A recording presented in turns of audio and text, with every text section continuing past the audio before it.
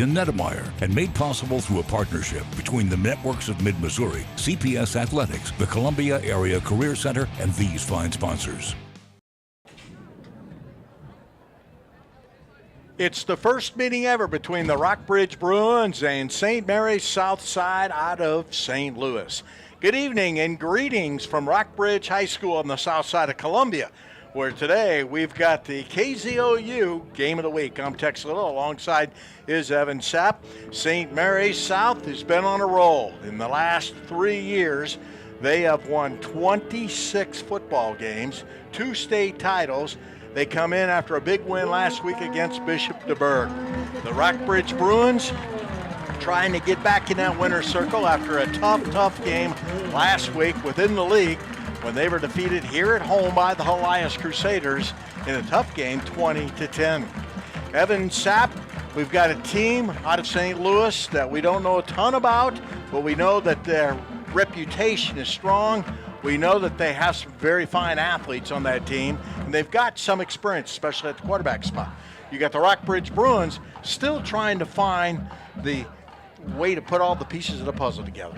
Absolutely. St. Mary's, they didn't even know if they were going to be a school this year. So they are figuring things out. They are 2-3 on the season with 2 games on the road victories. So they are ready to go. They have been playing well on the road. Let's see if they can keep up with this fast-paced Rockbridge offense and defense. But we know that St. Mary's out of St. Louis, they are fast as well. So you'd look to see a fast game, lots of speed tonight on the field.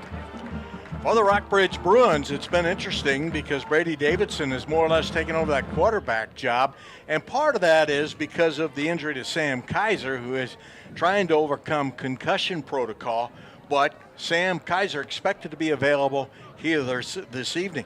But I think Rockbridge is still trying to figure out if they're a running team or a passing team. They've got a very, very talented athlete in Draven Seaman that can catch it and run with it. He can run with it. He can do a lot of different things. But they've got to find a way to get a happy balance. Yeah, they've got a couple guys in that rotation down there at the rushing attack. Obviously, they've got Draven Seaman, they have Derek Young, and they have Stephen Williams. They've got a couple other guys that they hand the ball off to. But then on the receiving side of things, they also have Devin Holt, who has been looking like that leading receiver over the last couple weeks. And then, obviously, Draven Seaman out there wide, too. One of the keys to last week's game for the Bruins, they failed to catch the ball. The wide receivers had a lot of drops, and regardless of who's quarterbacking, when you don't catch the football, those passes go incomplete, and it makes it for a tough night, and the offense never finds continuity. It is Military Appreciation Night here at Rockbridge High School, and there's all types of presentations that have been made, and we will see a few more as well through the course of the evening. But it's week 6 of the high school football season already, and for these two clubs still trying to figure out exactly who they are. But this Rockbridge club looking to get their legs back underneath them and get to where they feel good about what they're doing on the football field. I think St. Mary's, it's a matter of finding out who does what on their football team. They've had a lot of different personnel and a lot of changeover, but one thing has been consistent is that quarterback in David Leonard, and he is the type of guy that can turn a football game around. He threw for 1,566 yards last season and pitched to a state championship. And I say pitched as the quarterback. He ran the offense, but he's lost a couple very talented players that he used to throw to. One of them playing down the road at Missouri and Jamal Roberts, and the other one was Donovan McIntosh with K-State. And has deferred. So the Rockbridge Bruins have won the coin toss. They have deferred. That was our referee, Blake McFeeters. The umpire's Nick Larson. The head linesman is Aiden Hanneman. The line judge is Spencer Kelly. Back judge is Peyton Matthews.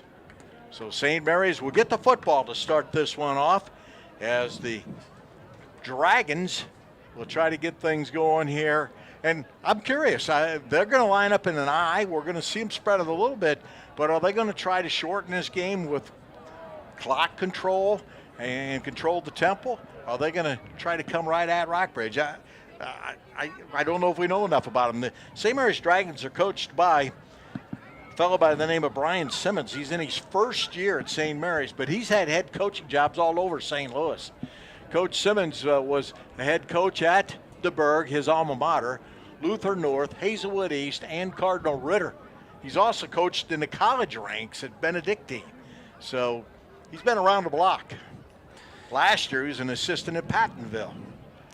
Yeah, it is his first year after their last coach, Ken Turner, decided to stop coaching the team after obviously two state championships in 3 years when there was questions with that school. And so far, 2-3 on the season, and they are just trying to find an identity right now. Going deep for the Dragons is their receivers in Malin Green and Antonio Strong. Antonio Strong's a guy you'll hear his name a lot here on both sides of the ball. A lot of these Dragons going both ways. St. Mary's is an all-boys school, probably about 350, 400 students. As we're ready for this kickoff, ready to tee it up for the Bruins is Joey Scardina. Rockbridge wearing the dark green, the emerald green, and St. Mary's in white trimmed in green. As we're ready for week 6 to get underway. Scardina approaches the ball, and his end-over-end kick is about 9 yards deep into the end zone. There will be no return, and here come the Dragons. Dragons last week just hammered Deschênes 60-8. That was on the road. As they put it on Deschênes. Week prior, they lost at Lutheran St. Charles 20-19, and they slipped by Waterloo across the river on the Illinois side by a score 30-23. First weekend, they lost to SLU 38-21, then Hazelwood East 14-6. Next week, they got DeSmet, one of the top-ranked teams in the state. Strong splits wide to the near side. That's the bottom of the screen. At the controls, David Leonard. He hands off to the tailback, Collins. Zamir Collins out across the 30. Appears to have a first down. Collins has ran the ball now 37 times for 197 yards on the year, averaging about 5 yards a carry, and he found a gap there, Evan, right behind his center. Zamir Collins is big. He is 6 foot 225, and you will hear his name a lot tonight on the running game and on the defensive side of the ball. So 10-yard run for Collins. Leonard goes back to Collins. Collins breaks a tackle, fights his way up the middle for a tough 2 yards. And the Rockbridge Bruin linebackers were at home. The ball may have come loose, but I think it's going to stay with the Dragons. Tackle made by Bamer and Grayson Cutchlow. 6 yards, 7 yards to go. Well, he picked up 4 yards on that carry. Look for that Rockbridge secondary to be playing downhill and playing fast tonight. They are going to have to keep up with those outside receivers of St. Mary's, that 3-star athlete Antonio Strong. Green wide to the right, Strong to the left. The fullback is Darren Perkins. Leonard wants to throw, play action. The left-hander going deep, intended for Strong. It's incomplete. Tight coverage by the Rockbridge corner, as the Bruins got coverage from Donovan Taylor. There is Antonio Strong. He is a junior in their offense, and he is a top target for a lot of college football teams this year. He is a 3-star athlete, and he's being recruited. He has 15 Division I scholarship offers this year. 15. Top team recruiting him is Tennessee. So some SEC interest there for Antonio Strong. 3rd and 6 for the Dragons. Play action. Leonard wants to throw, going to the right side of the field. This is Green, the intended receiver, and it's tipped in the air and intercepted. Picked out of the air, brought back the other way, down the far sideline looking for a block. I believe it's Cullen Snow. And there's the first turnover of the game.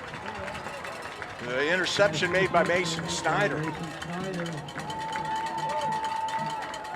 Yeah, so far we have seen the quarterback, David Leonard. He has been airing it out down to his wide receivers going vertical, and that time he got caught. It was tipped up in the air by a great defensive play by the cornerback, and thankfully Mason Snyder was there to play a little bit of a tip drill and return it for about 40 yards. 1st and 10 for the Rockbridge Bruins.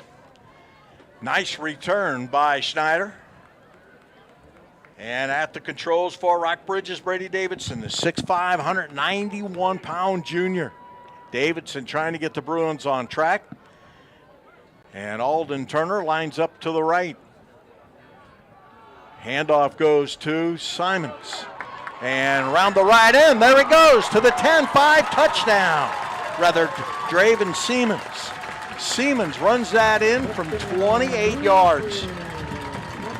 28-yard touchdown run by Draven Siemens. He was able off right tackle. He was able to get into the middle of the field and use his speed to split the defenders and get into the second and eventually the third, and then past that third level, get into the end zone, beat a couple men to that goal line. Scardino will try to add the extra point out of the hole to Davidson. A one-play drive, 28 yards. Snap back and down, kick on the way. It's high enough and it's good as Scardina drives it through. And the Rockbridge Bruins have a 7-0 lead after a 28-yard run by Draven Siemens here in the first quarter. We'll be back with more in a moment. This is the KZLU Game of the Week.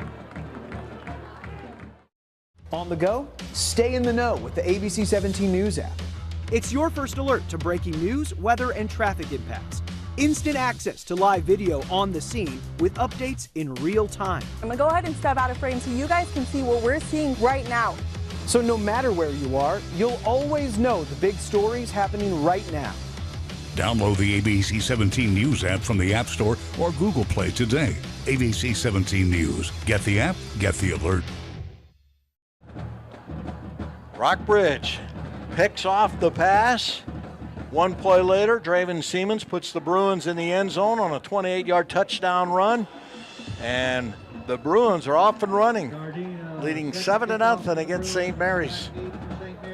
Just a minute and 45 seconds into this game, we're already seeing the running game from Rockbridge. And we'll see if we can see that later on in the night as well, or if they will switch to more of a passing attack to combat this St. Mary's offense.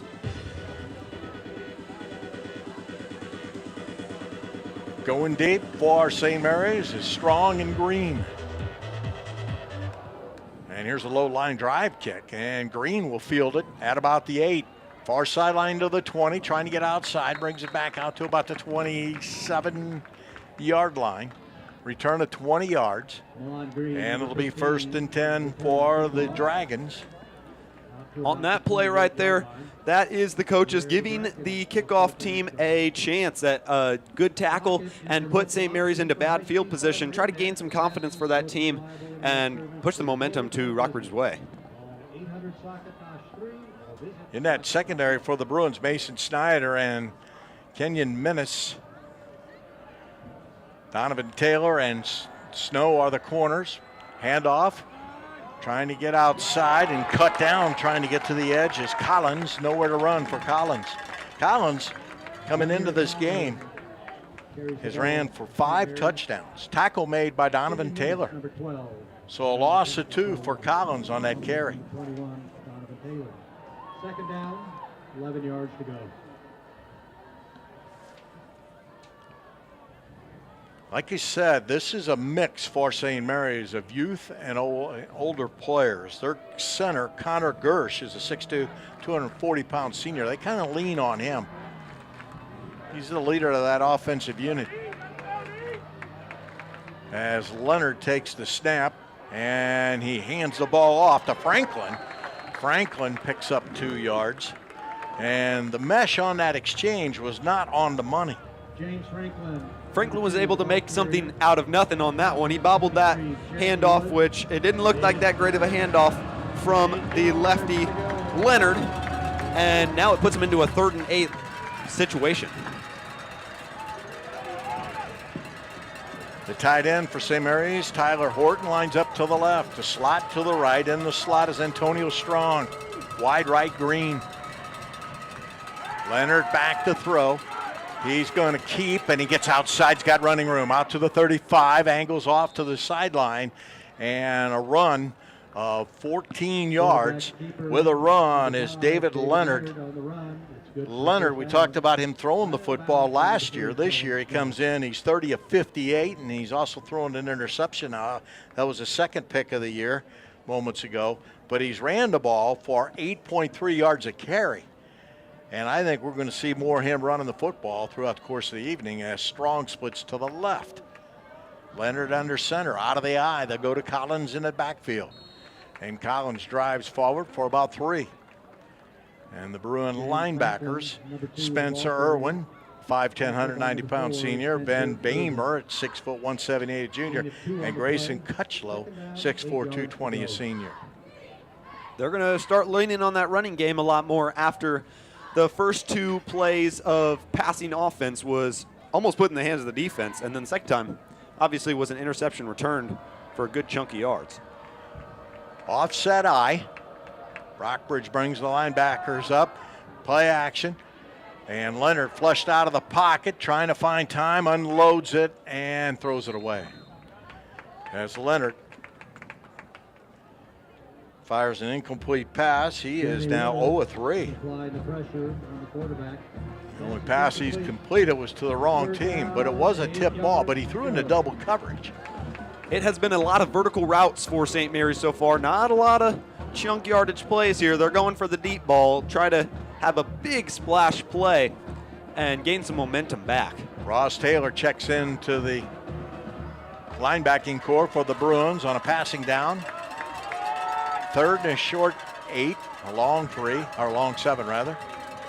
Out of the gun, Leonard looked like he wanted to run, flips it into the flat. It's caught in the flat. Making that catch, I believe, was Kingston Miles. A gain on the play of about 7. No, actually, it was Green that made the catch. Ross Taylor made the tackle. 3 yards to go.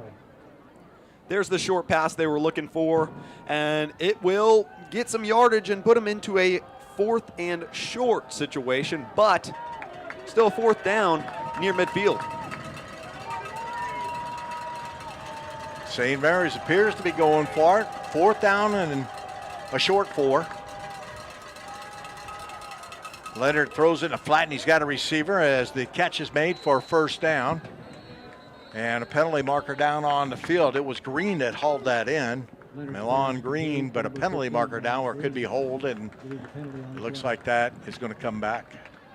There's the first penalty of the game. This will put them into a 4th and 8 situation, make it a lot harder for St. Mary's. Most likely a punting scenario for them, unless they want to try to make a big play and get back into this game. Holding on the offense, 10-yard penalty, still 4th down. First penalty of the night, it goes to St. Mary's. That's been one of their bugaboos. They've been penalized averaging 100 yards a game. After seeing the game we saw last week between Hickman and Smith-Cotton, that's nothing, right? It'll be 4th down and 13. Punting situation for St. Mary's as Amir Collins is their punter. He's averaging 24.6 yards a punt. Looks like Snow is back to return. A pretty good punt.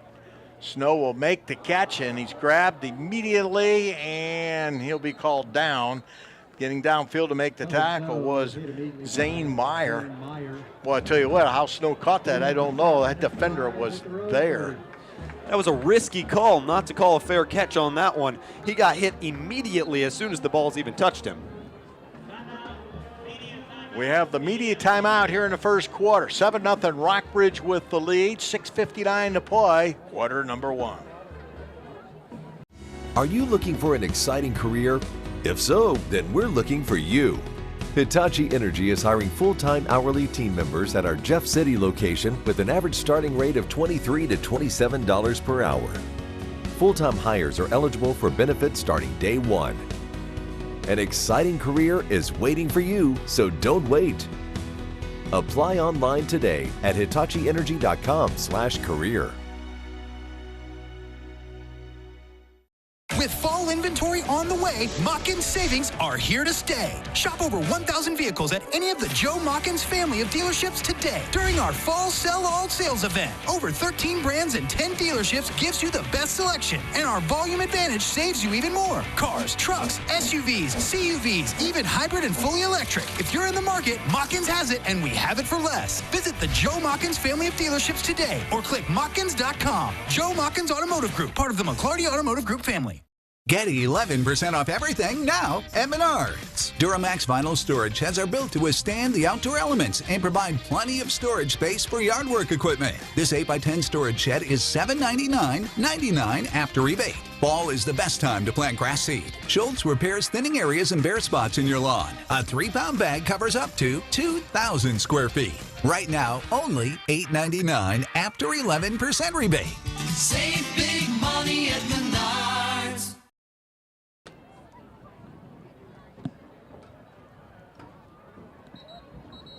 We move into the second half of the first quarter. 6:59 to play in the first quarter. Rockbridge has the football. And bringing him out is Brady Davidson. He sends 3 receivers to the right. Dragons showing 4 down linemen. Davidson takes the snap and a shovel pass up the middle. And this is Myers with the carry. Myers keeps his legs churning, fights for 6 or 7 yards, going straight ahead. That's an incredible job by Cooper Myers on that play, keeping the legs moving, making the pack move with him, and getting a good chunk play to put him into a 2nd and short. Myers got a lot of that on his own. Cooper Myers, the 5'8", 200-pound senior. 2nd down, 3 to go. Cooper Myers, he's been one of the guys they lean on here at Rockbridge. Seaman gets the call, check that, getting the call, trying to get outside is Derek Young, who's running out of the backfield, and he swings around the right end for 13 yards. And a 1st down as Young picks up 13 around the end. There are 2 of their running backs, back-to-back plays, that they like to get in there and rush the football. And there's a good 1st down by Derek Young to move the sticks into St. Mary's territory. That's Rockbridge's first down, unless you give him a 1st down on that 28-yard touchdown run. Davidson gets a high snap, hands it off to Seaman. Seaman caught in the backfield. He can't go anywhere. And in to make the tackle for the Dragons is Jamarian Taylor. That's his 24th tackle of the year. This one for a loss, his 2nd tackle of the year for a loss.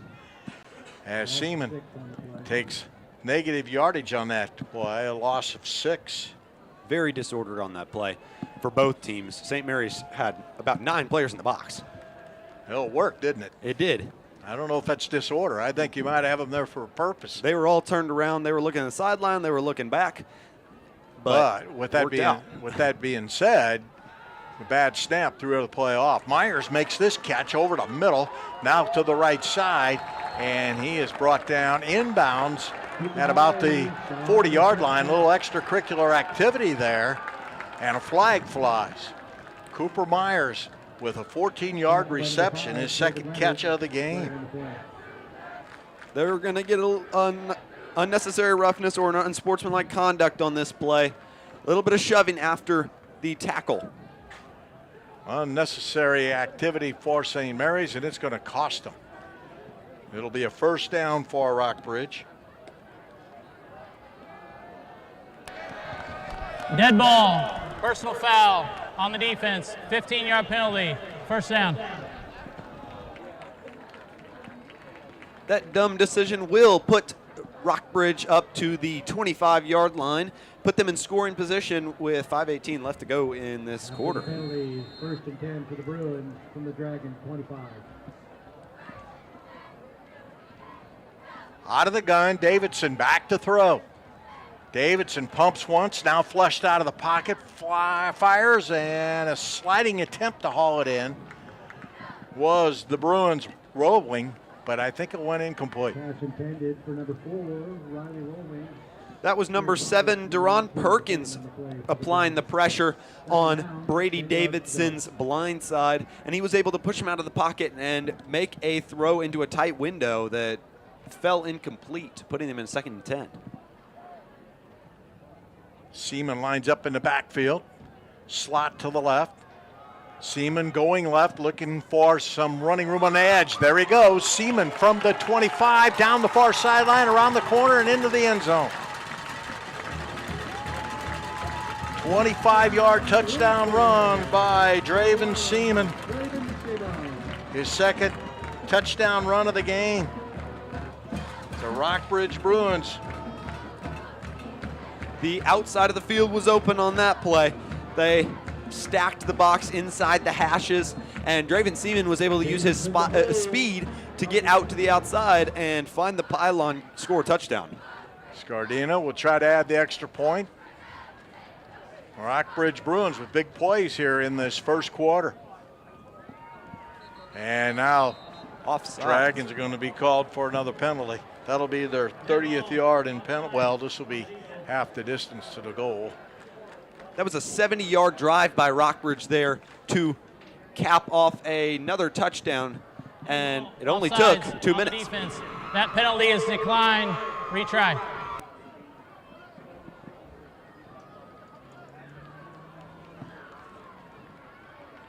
Bruins will decline the penalty, try to boot this one through.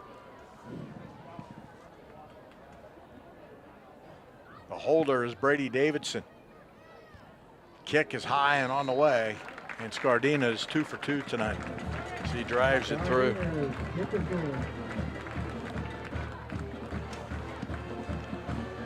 Draven Seaman, 25-yard touchdown run to go with his 28-yard touchdown run. 4 plays, 70 yards. Minute 59, Scardina adds the extra point. Rockbridge leads by a score of 14-0. We'll be back here on the south side of Columbia in a moment. On the go, stay in the know with the ABC 17 News app. It's your first alert to breaking news, weather, and traffic impacts. Instant access to live video on the scene with updates in real time. I'm going to go ahead and step out of frame so you guys can see what we're seeing right now. So no matter where you are, you'll always know the big stories happening right now. Download the ABC 17 News app from the App Store or Google Play today. ABC 17 News. Get the app, get the alert. Rockbridge with a 14-0 lead. How about time of possession? You got to think that right now, St. Mary's probably has had the football more than the Rockbridge Bruins have, but the Bruins have been able to strike. We're working a bit shorthanded tonight. Greg Wren not available as our statistician. We miss Greg and wish him speedy recovery. Have Scardina ready to boot this one. High end over end kick. It'll go out of the back of the end zone. About 2 yards beyond the back line of the end zone. That gets you kicking in the NFL, doesn't it? Yeah, it'll certainly get you kicking at Army because that's where he's going. And he will play college ball next year down at West Point in New York.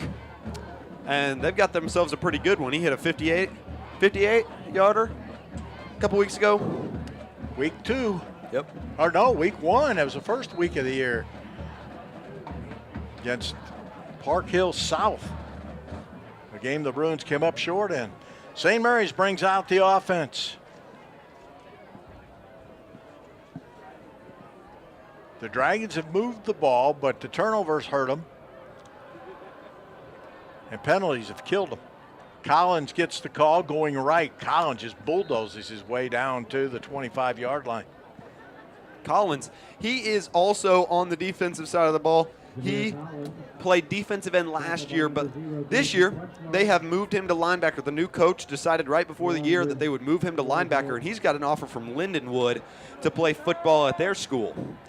Cutchlow made that last tackle for the Bruins, but not before Collins picked up 5 yards. Slot to the left, slot to the right. Play action and keeping the football is Leonard, and Leonard is close to the yard marker to gain.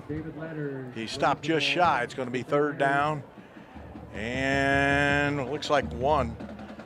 Leonard's run picks up 4 yards. He's got 18 on 2 carries tonight. Speaking of Division I talent, Grayson Cutchlow, he's got a couple offers to go play school in Division I schools, and he has been a absolute threat for opposing offenses this year. 3rd down and a long one for St. Mary's, working from their own 28-yard line. And they went to Collins, and Collins is hammered in the backfield. And leading the way was Elijah Morton. He got some help from Ross Taylor. Loss on the play. And Collins loses about 3 yards on the play. Or was that Perkins? That was James Franklin on that play to lose those yardages. And that puts them in a 4th and 3, another punching scenario where they will bring out their do-it-all guy, Zamir Collins. Snow stands at his own 43-yard line.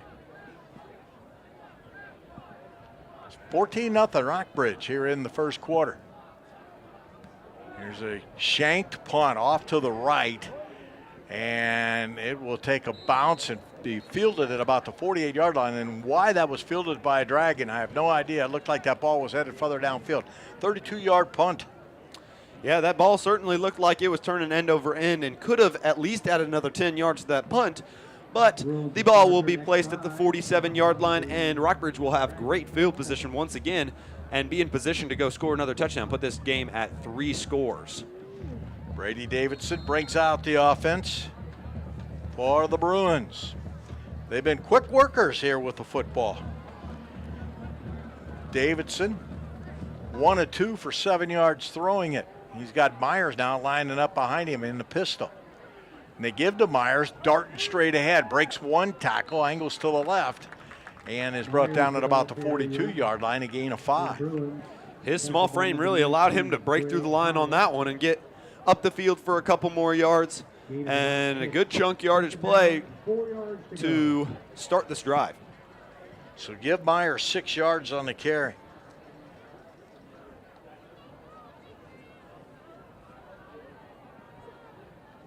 Second and 4, Davidson back to throw. Here comes pressure, penalty marker goes down. Davidson completes it to Seaman in the near flat. He sidesteps the tackler down the near sideline, forced out of bounds at about the 18, but I think it's coming back. I think the Bruins are guilty of holding on this one. Oh, a face mask on Rockbridge's offensive line.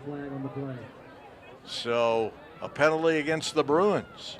We'll have to see what type of penalty, but it's going to come back. That's the first time Rockbridge's been penalized in this game. And let's see what Mr. McFeeters has to say.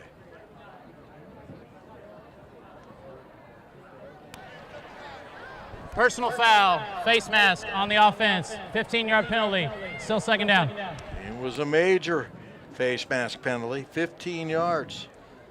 Puts them in a 2nd and 19 position, long 2nd down, and they will have to use those big plays that they've been using to get themselves back into this drive. Seaman lines up behind the quarterback, Davidson. Slot to the right for the Bruins, now working from their own half of the gridiron, their own 44. And the handoff goes to the tailback. This is Derek Young, and Young gets to the edge and is stopped at midfield. There's Derek Young, got the call. Number 1, Draven Seaman, the ball carrier for the Bruins. He will get 7 on that play, put him in another 3rd and long. 3rd and 12 on this play. With the clock ticking down in this first quarter, still up 14-0. See if Brady Davidson can throw it across the field and get some yardage, even starting 1 and 2 in this game. Bruins have to convert here at midfield, as their center stands over the football, snaps it back. Davidson flips it in the flat to Seaman, looking for a block. Seaman cuts to the 55-yard line, a pickup of about 5 on the play, but it's not enough for the 1st down as Seaman makes the catch. For Seaman, that's his first catch of the night. Davidson completes his 2nd pass, 12 yards now in passing and 4 receivers to the left. Bruins want to go quickly here. And St. Mary's nose guard, Connor Gersh, fired early. He said that the ball was moved, but he's going to lose that argument as our umpire, Nick Larson, backs it off for encroachment. Another penalty against St. Mary's. Dead ball, offsides on the defense, 5-yard penalty, still 4th down. 30 yards in penalties now for St. Mary's here in the first quarter. 48 seconds to play. And Rockbridge looking at a 4th and about 3. Shift to more of a running formation. They give to Myers coming right. He's got a first down and room. Myers to the 30, 25. And Myers finally thrown to the ground.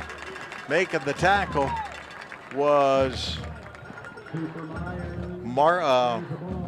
DeMarion Smith. Smith made the stop. On that 3rd and 12, they went with a screen pass, and it sure didn't pick up a lot of yards. Luckily, they were able to get a guy to jump off sides and put him in a 1st down and 10 scenario after a big run. Myers with that run has the Bruins in striking distance. About a 14-yard gain, and wide open is Myers for the touchdown. 21 yards, and they're saying he was out of bounds, incomplete. He went out of bounds and then went back inbounds, so it'll come back. Became an ineligible receiver, stepping out on his own. Unfortunate scenario for the Rockbridge Bruins because he was absolutely wide open. So the receiver ran out of bounds on his own. By rule, is an incomplete pass.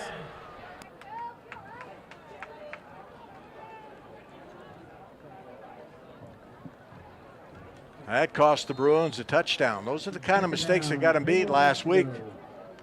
3 seconds, this should be the final play of the first quarter. Rockbridge 14. St. Mary's nothing. Davidson. Oh, broken play. In trouble in the backfield, and down he goes. Nothing but dragons all around him. And they were breathing fire. 6 offensive linemen for the Bruins in on that play. But all of those Dragon defenders came off the edge and was able to get around the weaker side of that defense and broke up that play. As Davidson loses yardage, and that's the end of the first quarter. We'll go to a break. Rockbridge 14, St. Mary's nothing. Do you suffer from chronic pancreatitis? Then MCU is for you. Members experience benefits like saving more money with lower interest rates, an increased ability to get a great auto loan, and a home equity line of credit. MCU is not for everyone. Do not use if you're allergic to a fattening wallet, benefiting from profits, or being treated like a person, not a number. Continuous use of MCU may lead to higher levels of spending. Power. Cut. Breaking the fourth wall. Isn't that a little on the nose? Let's go again. Reset. Who writes this stuff? Missouri Credit Union. From the pig, for the people.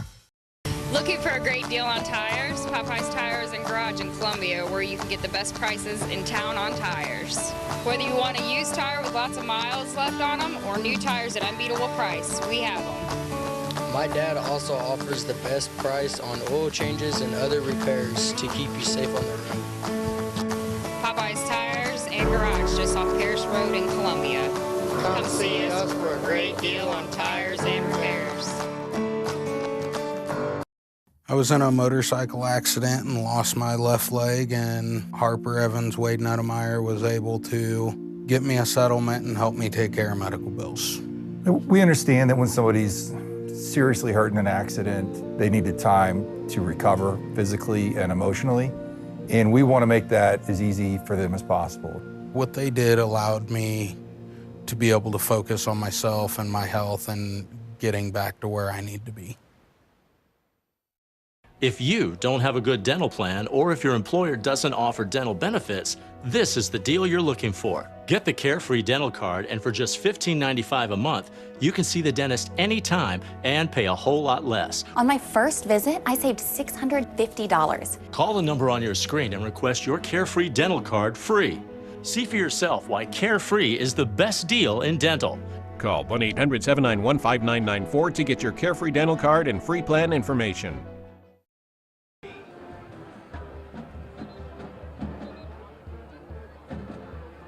Back here at Rockbridge High School, we move into the second quarter. The Rockbridge Bruins looking at a 3rd down and 18. And just as we were ready to start picking up play here, one of the Dragons came to the Rockbridge sideline and dropped to a knee, not feeling good. I see Mr. Threed is down there checking on him. Phil, the trainer, and now the medical crew for St. Mary's will come over. And I'm thinking that's Collins, but I can't get a good read on the number, as it is Elijah Scott Brewer. And it looks like it might be an upset stomach. That's where I'm going to go with that, as they're buying a little time for him before we pick up play here in the second quarter. Rockbridge leads at 14-0 on a couple of runs by Draven Siemens, one for 28 yards and a touchdown. Siemens also scored on a 25-yard run. As Rockbridge has been able to use the running game, they also took the ball away. And St. Mary's just seems like they've been a little bit of a different team after that turnover. It really took a lot of the wind out of their sails. And that was a tip pass that was picked off by the Bruins safety. And we're still waiting for Scott Brewer to make a decision. I think they're going to take him out of the game and have to make a change.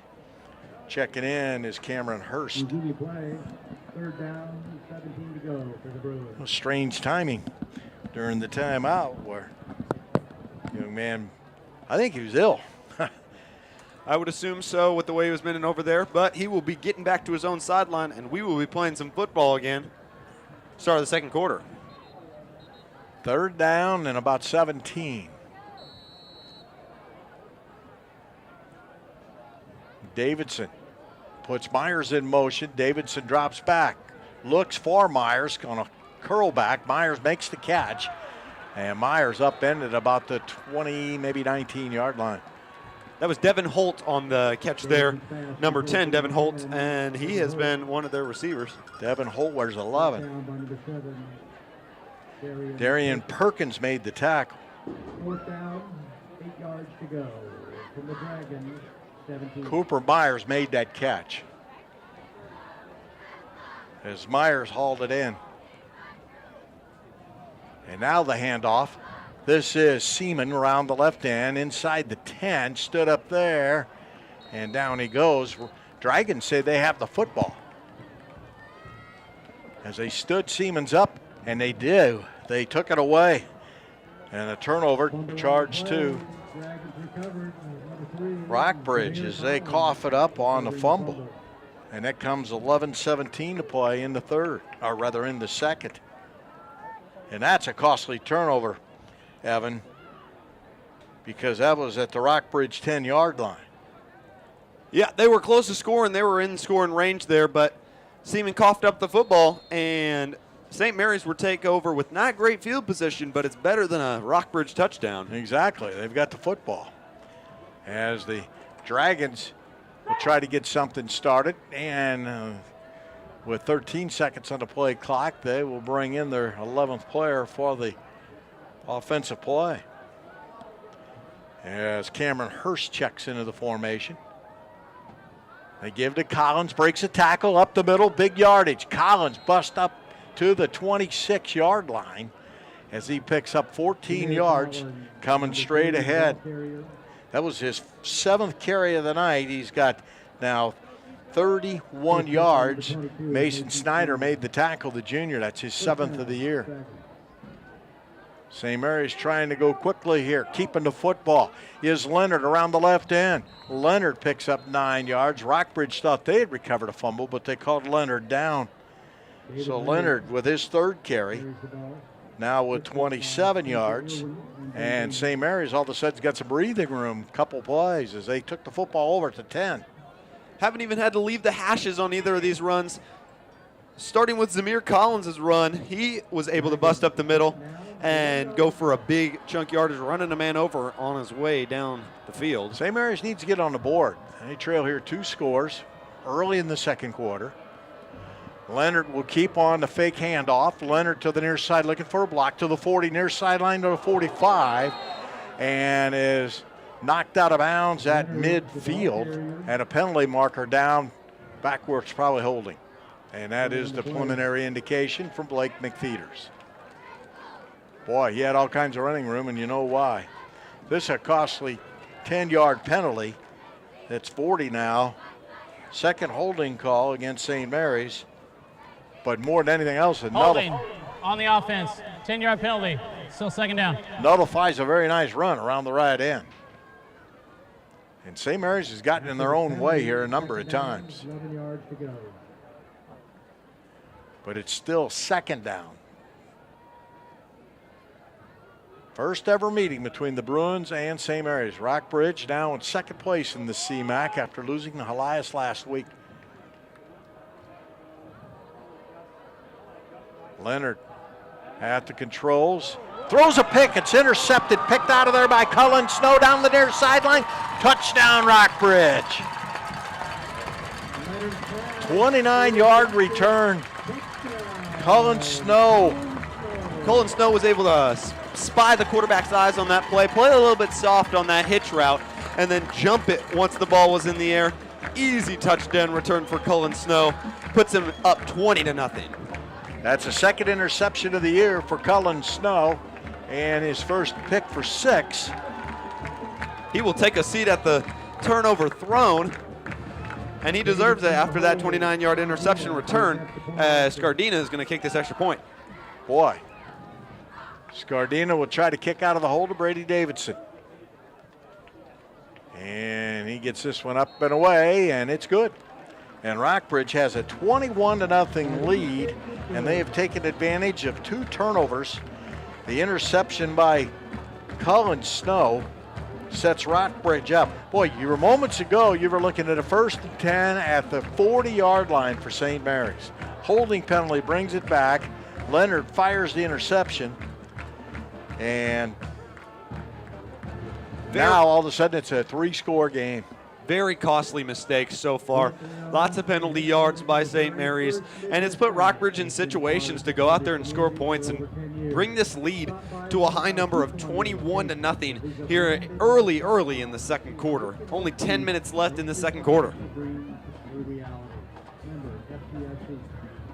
As St. Mary's had an opportunity there, and boy, it kind of reminds me of what we watched last week, where a chance to kind of climb back into the game, and just as quickly as they put themselves in a position, they took themselves out of the position because of penalties and turnovers. Let's see if Joey Scardina will kick this one to the returners, or he will kick it out of the back of the end zone like he has been doing.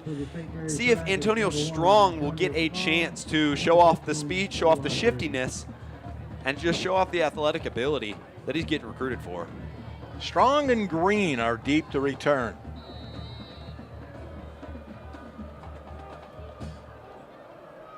Scardina boots this one deep, high end over end, and it bounces out of bounds.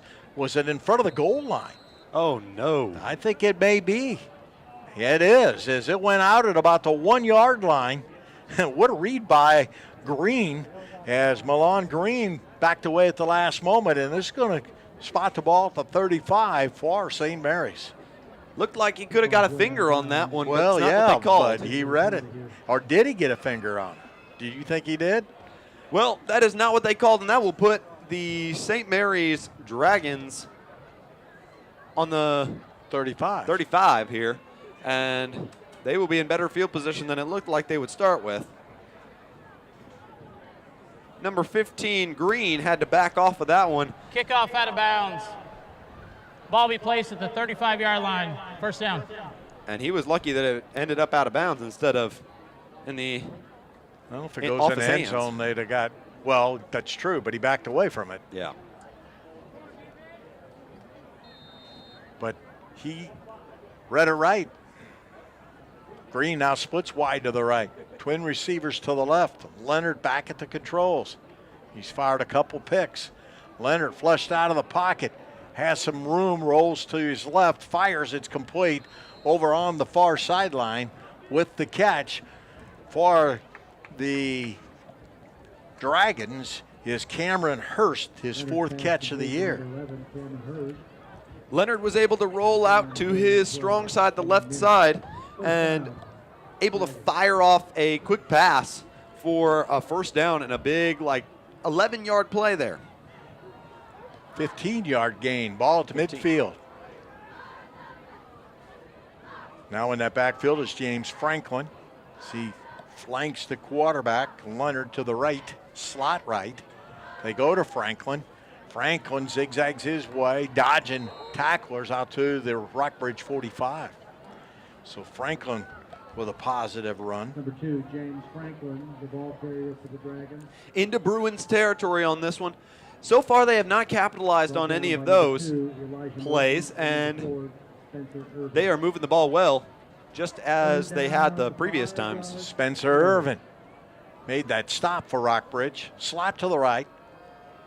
And they give to Franklin again, trying to get outside right. He breaks a tackle, still on his feet, spinning his way down to about the 41-yard line. I thought that he'd stop behind the line of scrimmage. And he was finally brought down by Ross Taylor. But one of the linemen, one of those defensive linemen, I thought had him corralled in the backfield. What a run there by Franklin as he picks up 4 tough yards. 1 yard to go.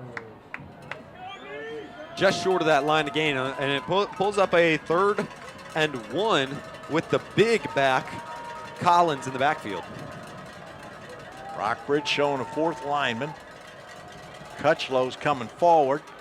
And this is Collins trying to bounce outside. He's got first down yardage. Down the sideline, forced out of bounds at about the 34-yard line, a gain of 6. And it was Grayson Cutchlow who took the long way around to make that tackle. Collins with another 6-yard gain.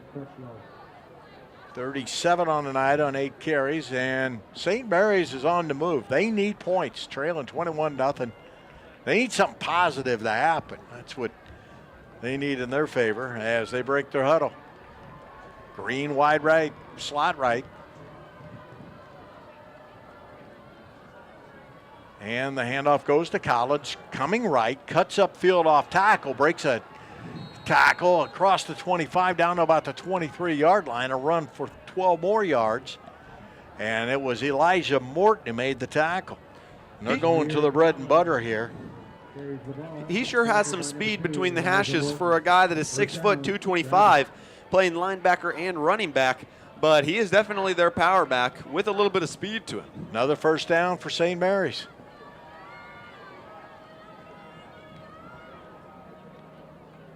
A big offensive line for the Dragons. Broken play, trying to get outside is Leonard. Leonard gets to the edge, far sideline, and then forced out of bounds, but after an 8-yard gain.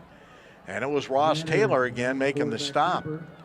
Didn't go exactly as planned there for the Dragons, but turns nothing into something, gets a 6-yard gain on that play, and that brings us under 8 minutes to go. And they are rolling inside the Bruins 20. Got a little momentum going right now. As Darren Perkins, the tight end, checks back in. Green splits wide to the right. To the left is Strong. Perkins will line up in the backfield. Perkins hasn't carried it much. Just 3 rushes for 10 yards this year. And they did shift to an I. And the ball's loose. It's out. Rockbridge has covered it, but have they blown the play dead? I think they may have blown this play dead, and we're going to see if he had first down yardage.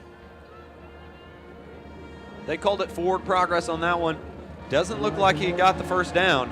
It's going to be 3rd and about the length of the football. 3rd down, 1 yard to go.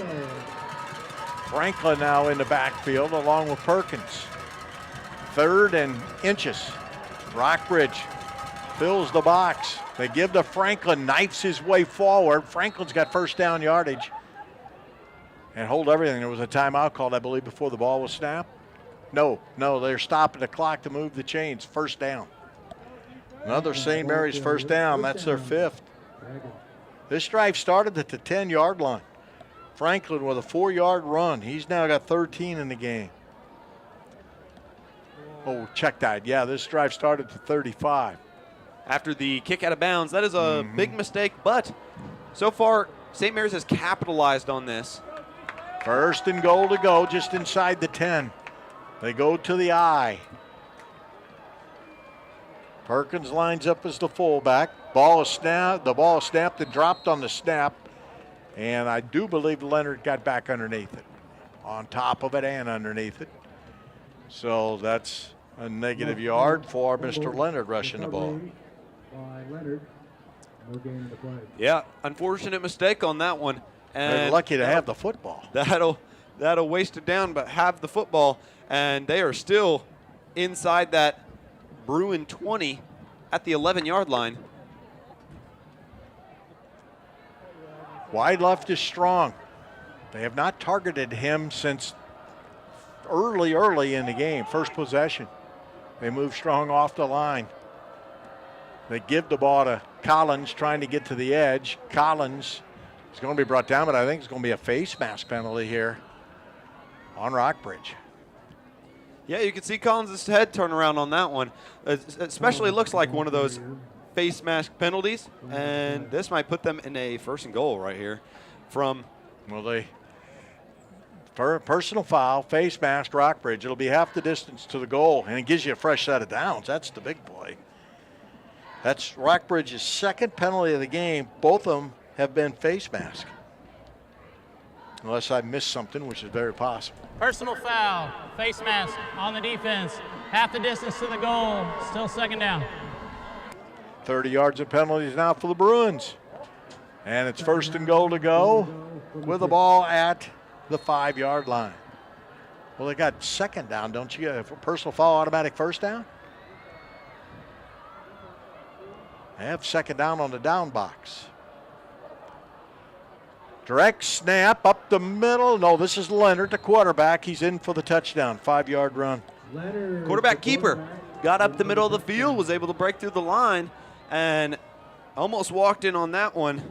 Had to break a couple arm tackles, but that will give St. Mary's their first score of the day. David Leonard with the touchdown. Extra point attempt now for St. Mary's. That makes it a 21-6 game. That was an impressive drive of 65 yards, 7 plays. Snaps down, Green to Holder, kicks on the way, and this kick is good. Driving it through is Robert Schillinger III. That's his 8th extra point of the year. He drives it through. Brings the lead down to 14. And the Rockbridge Bruins lead is now cut to 21-7. We got a football game. We got a timeout as well. We'll be back with more in a moment here in our KZOU Friday night game of the week. I almost died in a car accident and had a stroke on November 27, 2018. One of the things that our firm was able to do to help Randy was to get all of those medical bills reduced down so that he could enjoy his settlement to help him with speech therapy and get the therapies that he needed. They are genuinely kind individuals who want to help you. They will fight for you. I am so grateful for what they did for me. Are you looking for an exciting career? If so, then we're looking for you. Hitachi Energy is hiring full-time hourly team members at our Jeff City location with an average starting rate of $23 to $27 per hour. Full-time hires are eligible for benefits starting day one. An exciting career is waiting for you, so don't wait. Apply online today at hitachienergy.com/career. Columbia Public Schools are on a mission, a never-ending quest to be the best school district in the state, and they're well on the way. With the help and support of their generous marketing partners, CPS has contributed over $1.8 million to Missouri State High School Activities Association programs. So how has it paid off? Nearly 40% of the student body in secondary school participate in athletics and activities, and you can be part of the mission too. Visit these websites today for all the details on how you can help CPS and get involved today.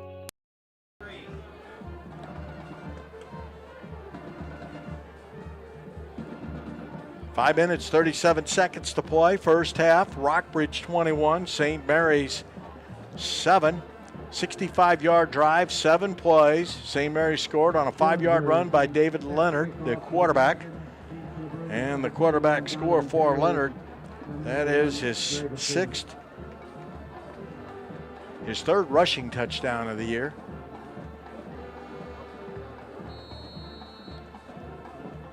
And now Robert Schellinger will kick it off.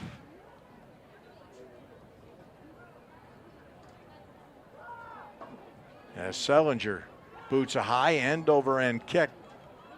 And that is fielded back at the 2-yard line by Donovan Taylor. Taylor up the middle to the 30, 35, out to about the 36-yard line. Nice return by Donovan Taylor. 35-yard return by Donovan Taylor. He had to reach back and get that one before winning the end zone, but it was well worth it, and he is able to put the Bruins in good position here. Demarion Smith made the tackle. It'll be 1st and 10 for Rockbridge.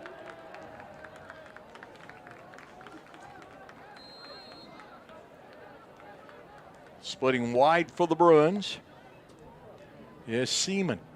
Slot right. Receiver wide to the near side for the Bruins. And taking the snap is Sam Kaiser as he takes the first snap of the night and around the left end for a gain of 5 yards. That is confidence in your quarterbacks. 10 yards rather. I see from Matt Perkins. He believes in both of these quarterbacks equally, and he sent Sam Kaiser out there first play from him this game, and said, quarterback run first play. That's confidence in your quarterback. Trips to the right, empty backfield. Kaiser wants to go deep. He's got a receiver, and it's incomplete. Penalty marker goes down, and this is going to be interference. And we've been arguing up here who's wearing number 10 these days for the Rockbridge Bruins, but I guess that's Devin Holt that did not make that catch, but he was interfered with. Couple number changes by Rockbridge, confusing us a little bit, but that was a beautiful pass by Sam Kaiser to get it down the field to Holt. Just wasn't able to hold or to bring it in after a penalty. Let's check on the penalty. Pass interference on the defense. 15-yard penalty. First down.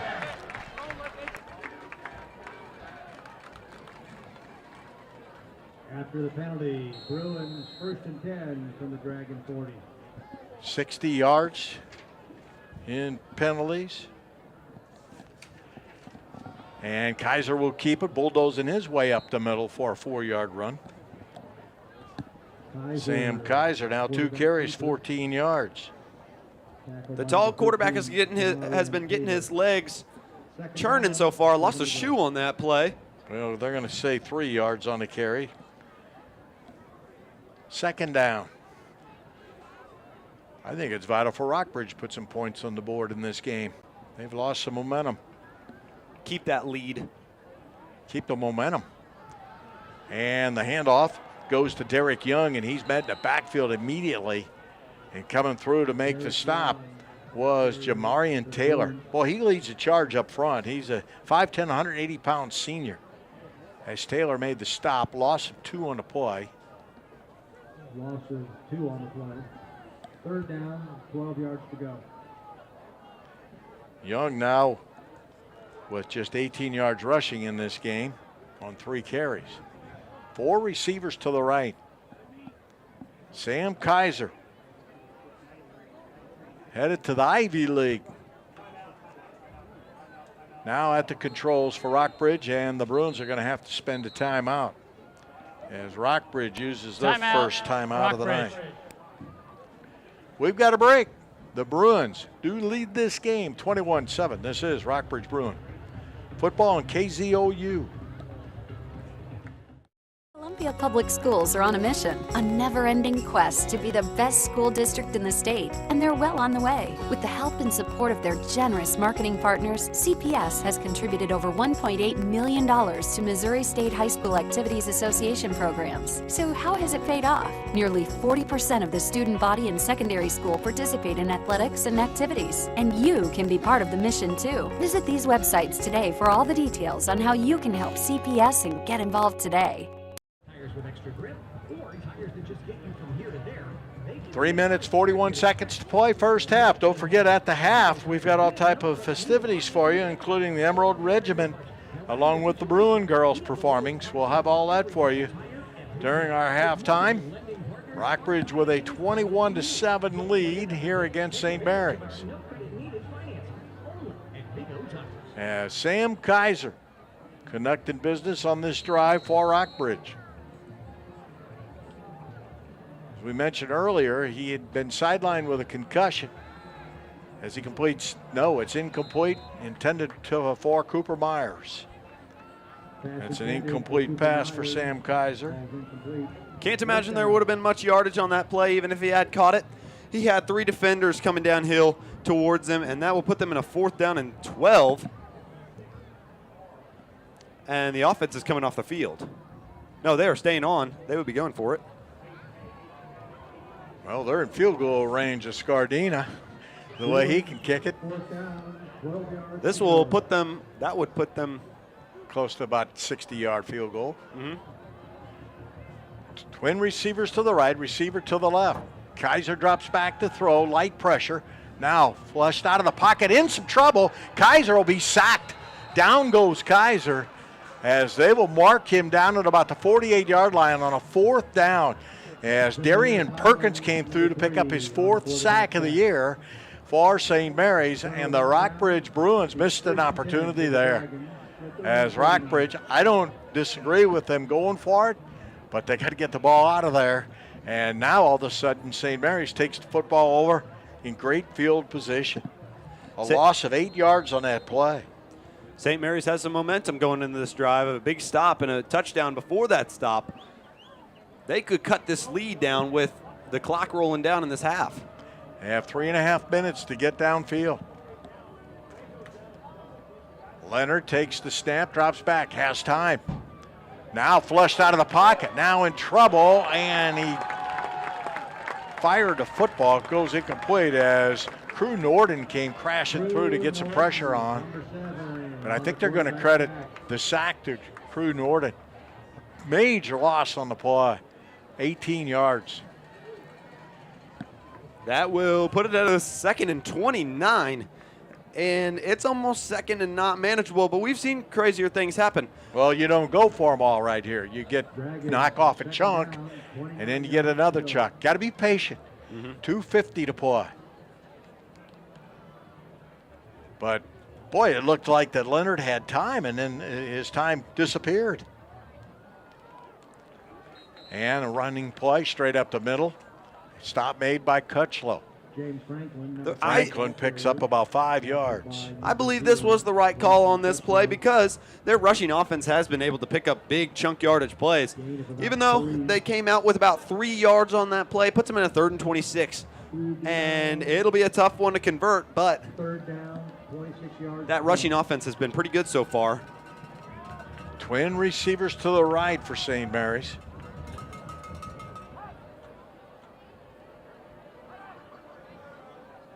Leonard takes the snap. Here comes pressure. Leonard in heavy pursuit. Now circles around, looking to unload it. Fires it. It is caught by Antonio Strong, but was he in bounds? It's a catch. It's a catch at the 46-yard line. What a pass play. See no flags down on the field. A 23-yard reception as Leonard connects. And now talk about manageable, but you are looking at 4th down. But it's 4th down and 5. What a catch by Strong. First time we've heard his name tonight. The 3-star athlete with an offer from Tennessee, among others. He's been quiet until now. 1:53 to play and a half. Big play here for Rockbridge defensively. Leonard flips it out near flat to Collins. Collins looking for a block, sidesteps a tackler, has a 1st down. Collins brought down at the 35-yard line. A pickup of 11 yards on the pass play as Leonard completed it. As moving the chains. They keep moving the ball, don't they? They're going to have like 7 first downs to Rockbridge's 3. But Rockbridge has a 21-7 lead. As Collins made that catch, back to throw Leonard. Steps up in the pocket. Leonard flips it over the middle, and it's intercepted. Picked off by Colin Snow. Snow with his 2nd interception of the game. knocked the wind out of him on that one. Landed on his back after catching that ball, and unfortunately, he is down after the interception. Leonard tried to drop it over the first defender, didn't see the second one. Snow came down and had the wind knocked out of him. As Snow with the interception, his second of the night, and he is shaken up on the play. We're going to take a quick timeout. 1 minute, 19 seconds to play in a half. Rockbridge 21, St. Mary's 7. On the go, stay in the know with the ABC 17 News app. It's your first alert to breaking news, weather, and traffic impacts. Instant access to live video on the scene with updates in real time. I'm going to go ahead and step out of frame so you guys can see what we're seeing right now. So no matter where you are, you'll always know the big stories happening right now. Download the ABC 17 News app from the App Store or Google Play today. ABC 17 News. Get the app, get the alert. 21-7, Rockbridge has the football. Colin Snow comes off the field, shaken up. As Rockbridge gets the ball, third turnover tonight. Snow seems to be feeling a little bit better as he's honored after making the pick. His second interception tonight. At the controls is Kaiser. Or no, this is Brady Davidson. He sidearms it out in the flat where it's caught by Riley Rolling. He breaks a tackle. Rolling's got a first down across the 30 to the 34, maybe 35-yard line. Bouncing off defenders on that play, just seconds after the catch, and he is able to break two defenders' attempts at a tackle, and they're going hurry up now. Have to with a minute to play. 1st and 10, back to throw Davidson in the flat, and it is caught in the flat with a catch is Derek Young, and Rockbridge will use a timeout with 52 seconds to play. Gain on the play of 6 yards as Davidson now is throwing for 33 yards as Rockbridge calls a timeout. We'll be back with more in a moment. 21-7 Bruins. Columbia Public Schools are on a mission, a never-ending quest to be the best school district in the state, and they're well on the way. With the help and support of their generous marketing partners, CPS has contributed over $1.8 million to Missouri State High School Activities Association programs. So how has it paid off? Nearly 40% of the student body in secondary school participate in athletics and activities, and you can be part of the mission too. Visit these websites today for all the details on how you can help CPS and get involved today. Turnovers. That's the name of the game for the Rockbridge Bruins tonight. As they have forced 3 turnovers, they lead St. Mary's 21-7 with 52 seconds to go in this first half. Rockbridge on the march. The Bruins do have 2 timeouts remaining. I think actually they got 1. As they're looking at a 2nd down and 4, but right now one of their enemies is the clock. As the sophomore quarterback, Brady Davidson, or rather the junior quarterback, Brady Davidson, back to throw, flushed out of the pocket, looking for space. Now it looks like we'll be able to find some time, fires it, and that's intercepted. But did the defender step out of bounds? He did, incomplete. As Davidson's pass goes for naught. He's now 4 of 7 in this game for 33 yards. Had to find some space there to let a throw loose. No one was getting open on that play. Davidson was rushed to each side of the field at least one time and was able to get a pass off, but out of bounds. 3rd and 4. Clock at 42 seconds. They hand it off. Coming around the left end is Seaman, and Seaman has first down yardage and steps out of bounds at midfield. Seaman with a 10-yard run around the left end. In 4 carries, he has 57 yards and 2 touchdowns. Very patient run by Draven Seaman on that play. He was waiting for his blocks and trying to see what kind of holes he could find, but found the sideline. Well, he found enough yardage for the first down. 4 receivers to the right. Now Brady Davidson audibilizing as the Bruins call the play in from the near sideline. Back to throw Davidson. He's got a man wide open in the middle of the field. It's hauled in, and this is Devin Holt. Holt spinning his way down to about the 12-yard line where they finally made the tackle. With 23 seconds to play, about a 38-yard pass from Brady Davidson to Devin Holt. As Holt with a big catch, and Rockbridge down striking distance, definitely field goal range, 1st and 10 from about the 12-yard line. They've got encroachment on the defense. 5-yard penalty. First down. Yeah, St. Mary's called for the penalty as Blake McFeeters with the call. And that will spot the football inside the 10 with no time off the clock. 14-13, clock is running. Bruins hand it off to Young around the right end. Young stopped at the goal line with 6 seconds to play. He does have a first down. Out of bounds about the 1-yard line. A 9-yard carry for Young. Damarian Smith, number 30. And what do the Bruins want to do here? They got 6 seconds to play. You try to throw it in there a couple times. 6 seconds in the half. Rockbridge spends what I have their final timeout. So timeout Rockbridge, Bruins at the goal line, leading 21-7. On the go, stay in the know with the ABC 17 News app. It's your first alert to breaking news, weather, and traffic impacts. Instant access to live video on the scene with updates in real time. I'm gonna go ahead and step out of frame so you guys can see what we're seeing right now.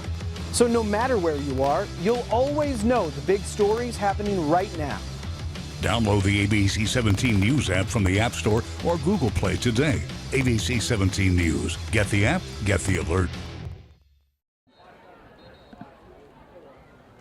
6 seconds on the clock. That is the issue for Rockbridge. At the goal line. 1st and goal to go, but just 6 seconds. And now a timeout call by St. Mary's as they came out and checked the Bruins alignment. And they will use one of their timeouts. Evan Sapp, what do you call here? Do you drop back, throw a quick pass and go for the end zone, or do you hand it off and say get it in there? It looks like they've got a timeout left. If you believe the scoreboard. Yeah, I mean, I'm seeing a timeout left. You've got 0. So if there is a timeout left, I think that a run down the middle might be the option here. They've got a power runner in Cooper Myers that can slip through offensive linemen. But if you are right and there are 0 timeouts left, get a quick hit into the end zone. You know you've got wide receivers who are separators, and they're quick to separate. That might be the move there. I really probably should believe the scoreboard on the timeouts left. Well, maybe Rockbridge's play will let us know what they have left. Trayson Seaman splits wide to the left. Davidson out of the pistol, his wings right and left. Brady Davidson will throw it over the middle and wide open to haul it in for the Rockbridge Bruins is the receiver Gray Fisher. On a drag pattern over the middle, Gray Fisher hauled it in, his first touchdown catch of the year, his second catch of the season, as Fisher catches the 1-yard touchdown pass. He was as open as a man could be. If, in case you missed it, Brady Davidson faked the handoff and then hit the ball behind his leg, fooled the entire St. Mary's defense, and was able to get Gray Fisher open on an easy touchdown pass. Now Scardina will try to boot it through. Snap is down. Scardina's kick is high and good. And the Rockbridge Bruins get a big score here before the end of the half. They lead it by a score at this point of 28-7 as Rockbridge gets the extra point from Scardina. And we have reached the midway point of this game. It's 28-7, Rockbridge with a lead. As we'll take a quick timeout and have our halftime show for you in just a moment. This is the KZOU Game of the Week. ABC 17 SportsZone Football Friday High School Halftime is sponsored by Hitachi Energy. Inspire the next. What if you could graduate without student loan debt? What if you could have the college experience close to home? What if you could have hands-on training from highly skilled faculty? What if you could become the person you were meant to be? What if MACC was the college for you? Second 8-week classes starting October 16th. Wintermester starting December 18th through January 12th. Enroll today. Jim Butler CDJR is bringing you the showdown you've been waiting for. Jeep versus Ram. Will it be a Jeep thing that takes you to the top? Or will you be grabbing life by the horns? Jeep versus Ram. Only Jim Butler gives you the new selection, the savings, and the buying power to choose your side once and for all. Don't miss a second of the action in Lynn, Centralia, or at cdjrpowerhouse.com during Jeep Adventure Days. 1851 Underground Tap and Grill offers historical architecture, great food, and an unforgettable experience. It's a great place for specialty burgers, and be sure to try the Fire and Ice Chicken. We love to bring our clients for half-price appetizers. Great food, great location, great service. What more could you want? Come see for yourself. Why we say, where good friends, great food, and excellent service come together.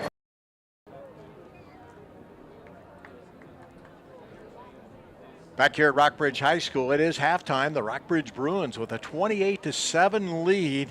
Rockbridge scoring as time expires at the end of the half on a 1-yard touchdown pass from Brady Davidson to Gray Fisher, capping off a 65-yard drive. Took 6 plays. Scardina's extra point made it 28-7 as the Rockbridge Bruins, after giving up that touchdown, have responded. Brady Davidson in this first half, 6 of 9 passing for 72 yards, and a touchdown. And he's taking care of the football as the Emerald Regiment marches onto the field for Rockbridge. And we are going to take it down to field level so you can enjoy tonight's halftime festivities, as we also expect a performance from the Bruin girls. Here at the half, though, Rockbridge owns a 28-7 lead against St. Mary's out of the south side of St. Louis. As we go down now to the field for the performance by the Emerald Regiment. To the band for placing 4th at the KC Championships at Blue Springs South last Saturday. We also invite you to join the band tomorrow, September 30th, as we host 16 Missouri marching bands at the 2nd annual Rockbridge Marching Festival right here on the Rockbridge campus. Tonight, the Emerald Regiment will perform the first and second movements of their show, Seasons of Joy. Soloists include Yasmin Green flute, Erica Malott flute, Alexis Devlin horn. Drum majors, Alexis Devlin, Yasmin Green, Ruby Horde, Jillian Liebeck Brown. Is the Emerald Regiment ready?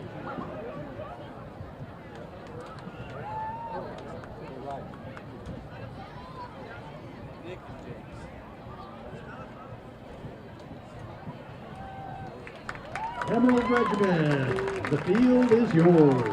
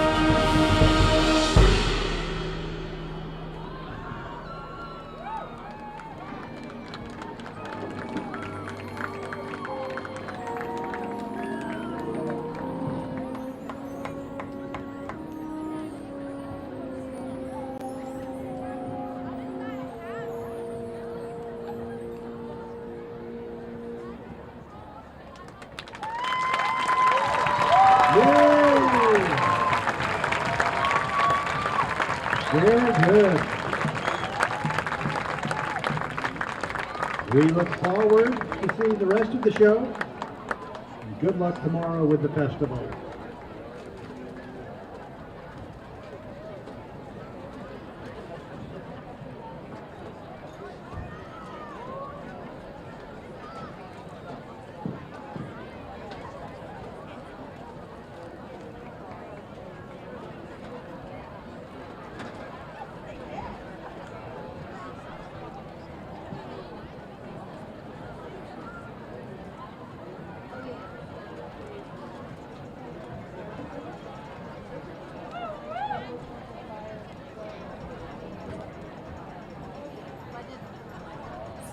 Ladies and gentlemen, please welcome the Bruin girls.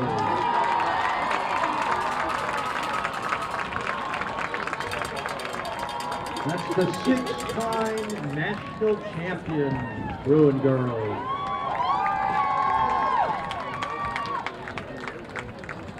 Tonight, the team will be performing a jazz routine taught by Lindley Mays and Gabby Hardy. Bruin girl coaches are Tessa Hewlin, Anna Patios, Ella Simmons, and Daria Bartlett.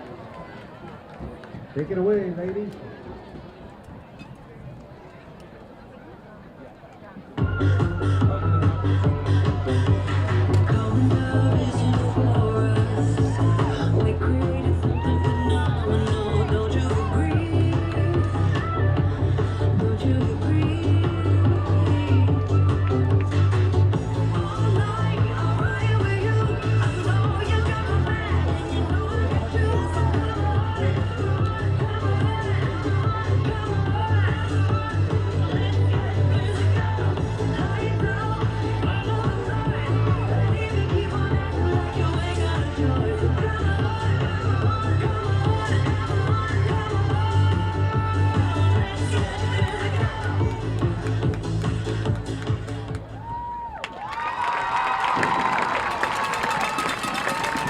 Very nice.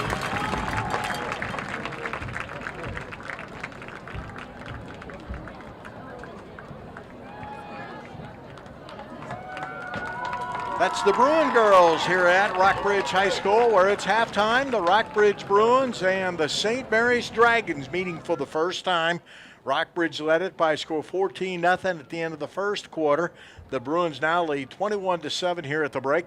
We'll be back to share more of first half activities and first half stats, along with a little insight to the second half in just a few moments.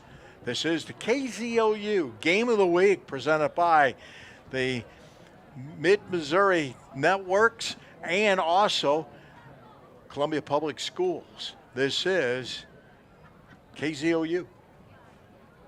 Columbia Public Schools are on a mission, a never-ending quest to be the best school district in the state, and they're well on the way. With the help and support of their generous marketing partners, CPS has contributed over $1.8 million to Missouri State High School Activities Association programs. So how has it paid off? Nearly 40% of the student body in secondary school participate in athletics and activities, and you can be part of the mission too. Visit these websites today for all the details on how you can help CPS and get involved today.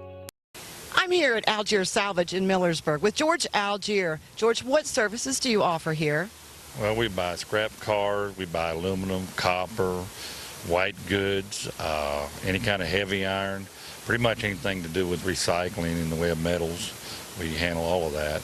Bring your cars to us, or we can go and we can bid on them and come and get them, and we always haul them free. From Algier Salvage in Millersburg. Come see us.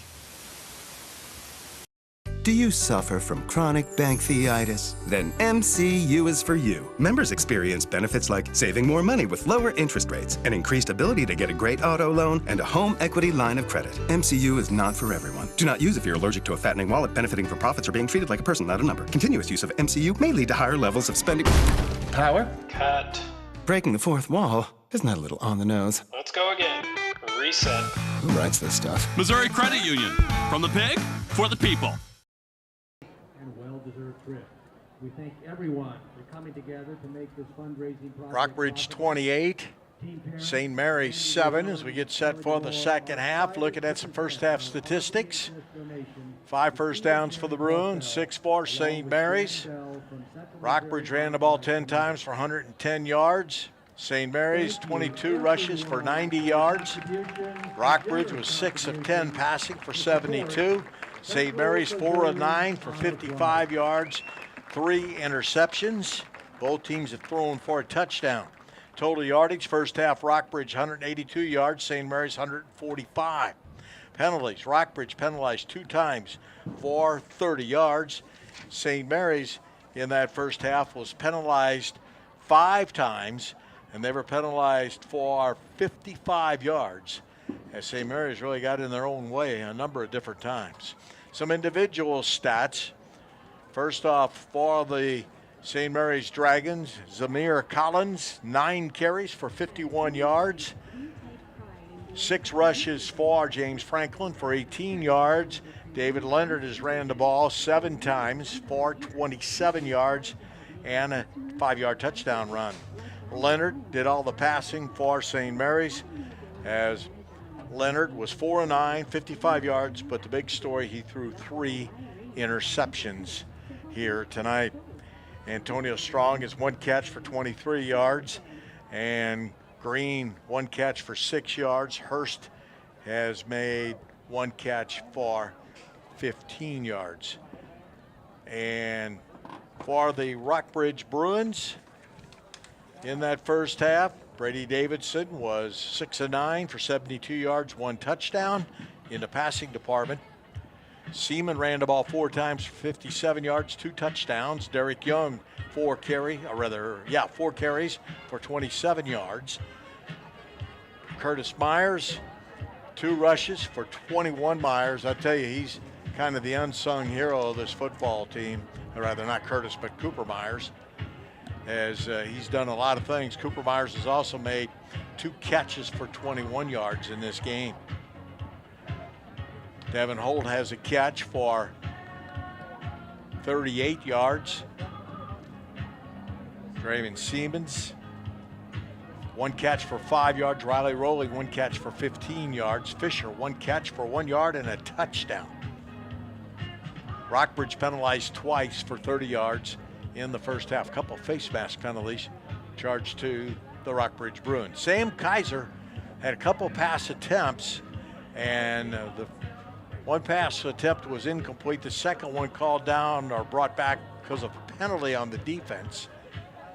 But that's kind of the story on him. But Sam Kaiser has ran the ball tonight 3 times for 5 yards. He had a 10-yard run and then had an 8-yard loss and also had a 3-yard run. The game of the week is presented by the networks of Mid-Missouri and Columbia Public Schools. Our producer engineer is John Hook. The director is Cooper Bryant, Chief Engineer Eric Jones, and our General Manager is Curtis Barnes. I'd like to also thank the District Athletic Director, David Egan. Also thanks to Director of Marketing in Sheila Kosler. And thanks to CPS's Career Center, Joe Whitman. And thanks to Rockbridge's Athletic Director, Mike McGinty, who always makes us feel very welcomed here at Rockbridge High School. We're getting set for the second half kickoff. St. Mary's is out of their locker room. The Rockbridge Bruins loosening up with their special teams out on the field. And standing by is Evan Sapp with a look at the halftime scoreboard show.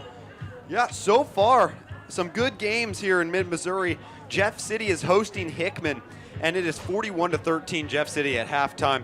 Big lead for them at halftime.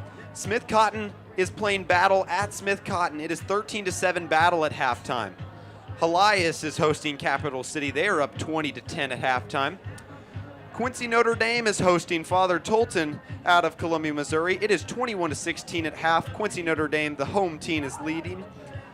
Eldon and Southern Boone are playing down south of Columbia at Southern Boone, and it is 48-13 at halftime. Southern Boone leading. Centralia is leading Clark County 14-12 at halftime. That is at Centralia. It is all tied up at Fulton, and they are playing Mexico 14-14 in that game. Blair Oaks, they are playing Seaman out of Kansas, and they are up 49-21 at home at half. And then lastly, we have Van Far is beating North Callaway at home 20-6 at halftime. Very good job there, and some very good games. Not really very many surprises. I guess maybe the differential in that Rockbridge, or not Rockbridge, but Jeff City Hickman game. But the Jays have gone back to their old way of doing things, and that is they like to run the football. And you'll see a full house backfield with them, and they'll mix it up, but they are going back to Pete Atkins style football right now. Speaking of Pete Atkins, a legendary coach, has just turned 99 years old. How about that, huh? You know where he's originally from, Evan? I bet you don't remember. I do not know. No. He is from Centralia, Missouri, as Pete Atkins originated from Centralia. Here, though, the Rockbridge Bruins lead St. Mary's by a score of 28-7. And our spotter tonight, Rob Parker's all rested up. He's going to help us in the second half. We'll be back with that second half in a moment. This is the KZOU Game of the Week.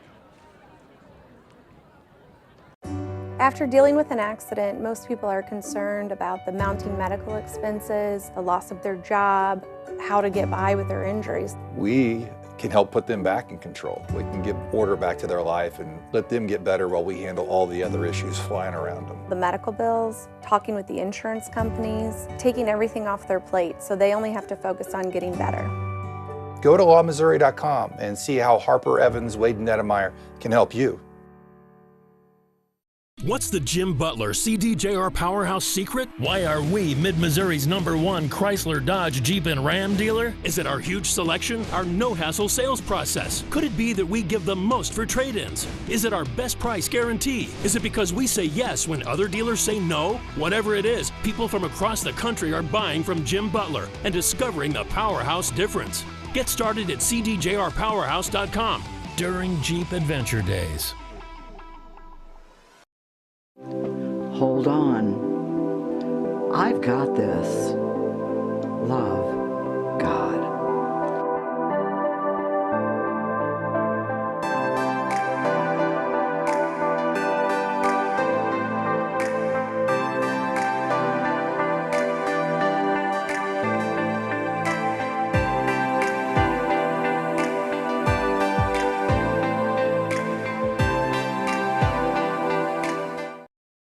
You've been watching ABC 17 SportsZone Football Friday High School Halftime. Sponsored by Hitachi Energy. Inspire the next.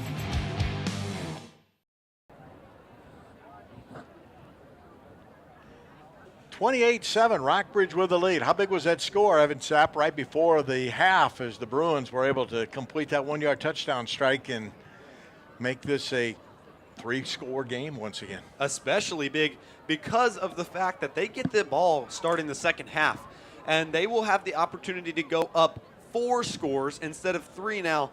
They were able to put up another 7 on the board there with 6 seconds left to start that final play. A gutsy play there, and they were out of timeouts, and they had to make something happen, and they did. If you're St. Mary's, of course, you're looking to get a stop as they want to get the football back. But how do they attack the Rockbridge defense? You know, this Rockbridge defense has been pretty salty all year. There's no two ways of looking at that. They're giving up, just 17.6 points a game, and they've only given up 88 points all year. They've been very solid. Yeah, and the running game for St. Mary's is really what they need to lean on. They have been getting big plays out of that running game. The passing game has not looked great so far. 3 picks on the day for Leonard, and he only had 3 last year. So not a great day for Leonard throwing the ball. So leaning on that run game would really help them and their offense. Ready to kick it off for St. Mary's is Robert Schillinger III. And going deep for the Rockbridge Bruins. To return this is Draven Seaman. And also deep for the Rockbridge Bruins is Donovan Taylor. Kick off for the Dragons, number 46, Robert Schillinger III. Deep for the Bruins, number 21. As we're ready for the second half.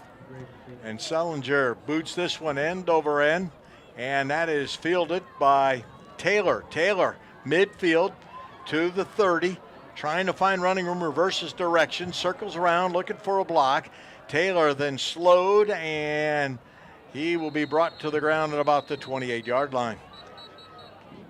As he returned that about 20 yards, ran about 120. I tell you, the all-purpose yards will, and the cross-field yards don't count, but there's a flag on the play. Yeah, that's what happens generally is you're going to get some type of illegal block sometimes in your reverse field. Let's see what's up. Delay a game against Rockbridge. They must have thrown the ball or something after the run.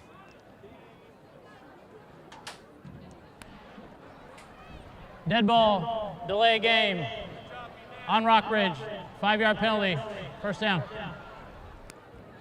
So that'll move the football back to the 23-yard line, and that's where this drive starts. So 5 yards to start the second half for Rockbridge. That's 35 yards now in penalties. Davidson in a quarterback for the Bruins. Notice I got another job tonight. I'm up on top of the stats. Have you noticed? First and 10. And out there for the Rockbridge Bruins, Brady Davidson. He puts a man in motion, and Young.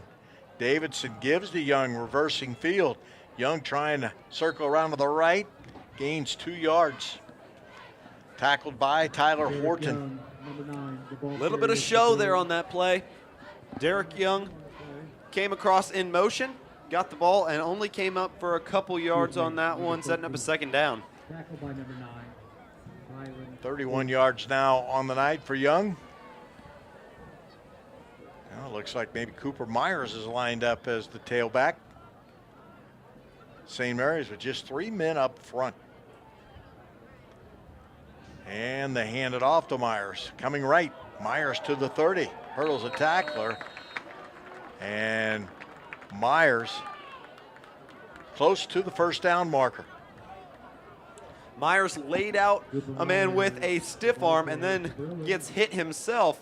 And that was number 11, Cameron Hurst, who knocked him out of bounds after he talked to the sideline a little bit. And that'll bring up a first down on a first down run.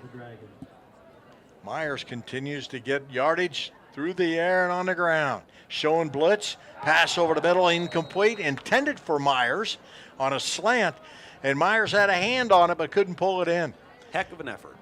As Davidson now is 6 of 10 as that pass goes for naught. 10 yards to go from the Bruins, 34.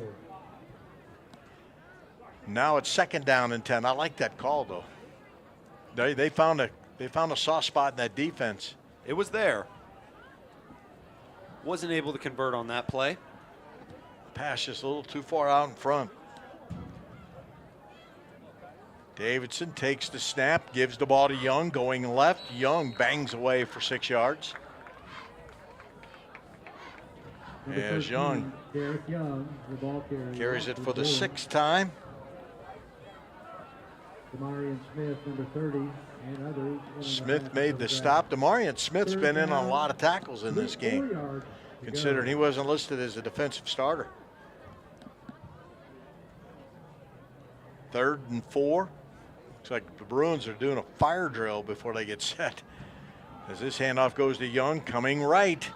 Young wrestled with. He's got first down yardage as he gains 6 more on the carry. It's interesting. Coming into this game, we talked about the speed on the outside of the receivers and the corners, but we really haven't seen that much. They must be evening each other out on that side with Antonio Strong and Draven Seaman both wearing number 1 on the outside. Slot to the left, 3 receivers to the right, empty backfield. Young in motion. Back to throw Davidson. Over the middle, trying to hook up with Seaman, incomplete. He laid out, had it on the fingertips, but couldn't pull it in. There's the announcer's curse right there. There it is. Passing play there. And Seaman got loose there on a vertical route between 2 defenders. Just got a couple hands on it and wasn't able to haul it in. Just a little too far out in front. Well, I tell you what, though, they got separation. Seaman was able to separate from that defender. Now it's 2nd and 10. Well, Matt Perkins and the offensive coordinator draw up on this one. Alex Harrell. They go to Young. Young up the middle. Young picks up 3 yards on the rush. Yes, he's been the workhorse to start this third quarter. David Leonard came up to make the tackle. Rockbridge burning a little clock here with that 28-7 lead, and that's not a bad ploy at this point. Bruins last week lost 20-10. Prior to that, in overtime, clipped Capital City. And that was down at Jeff. It's been tough sledding for Rockbridge. Davidson wants to throw. 3rd down and 7. Heavy pressure. Pass is incomplete as Davidson was able to get rid of it. He was getting heat from Zamir Collins, the linebacker. Had to stick his arm out to try to keep Zamir Collins out there, but it might not have been the smartest move. Collins got a hold of him, and he had to throw it away. And he got rid of it. And now Davidson 6 of 12 throwing, and has not completed the pass here in the second half. 4th down, and for the first time, I think this is the first punt of the night for Matthew Wheeler as he's on the scene. Strong goes deep to return the punt of Wheeler.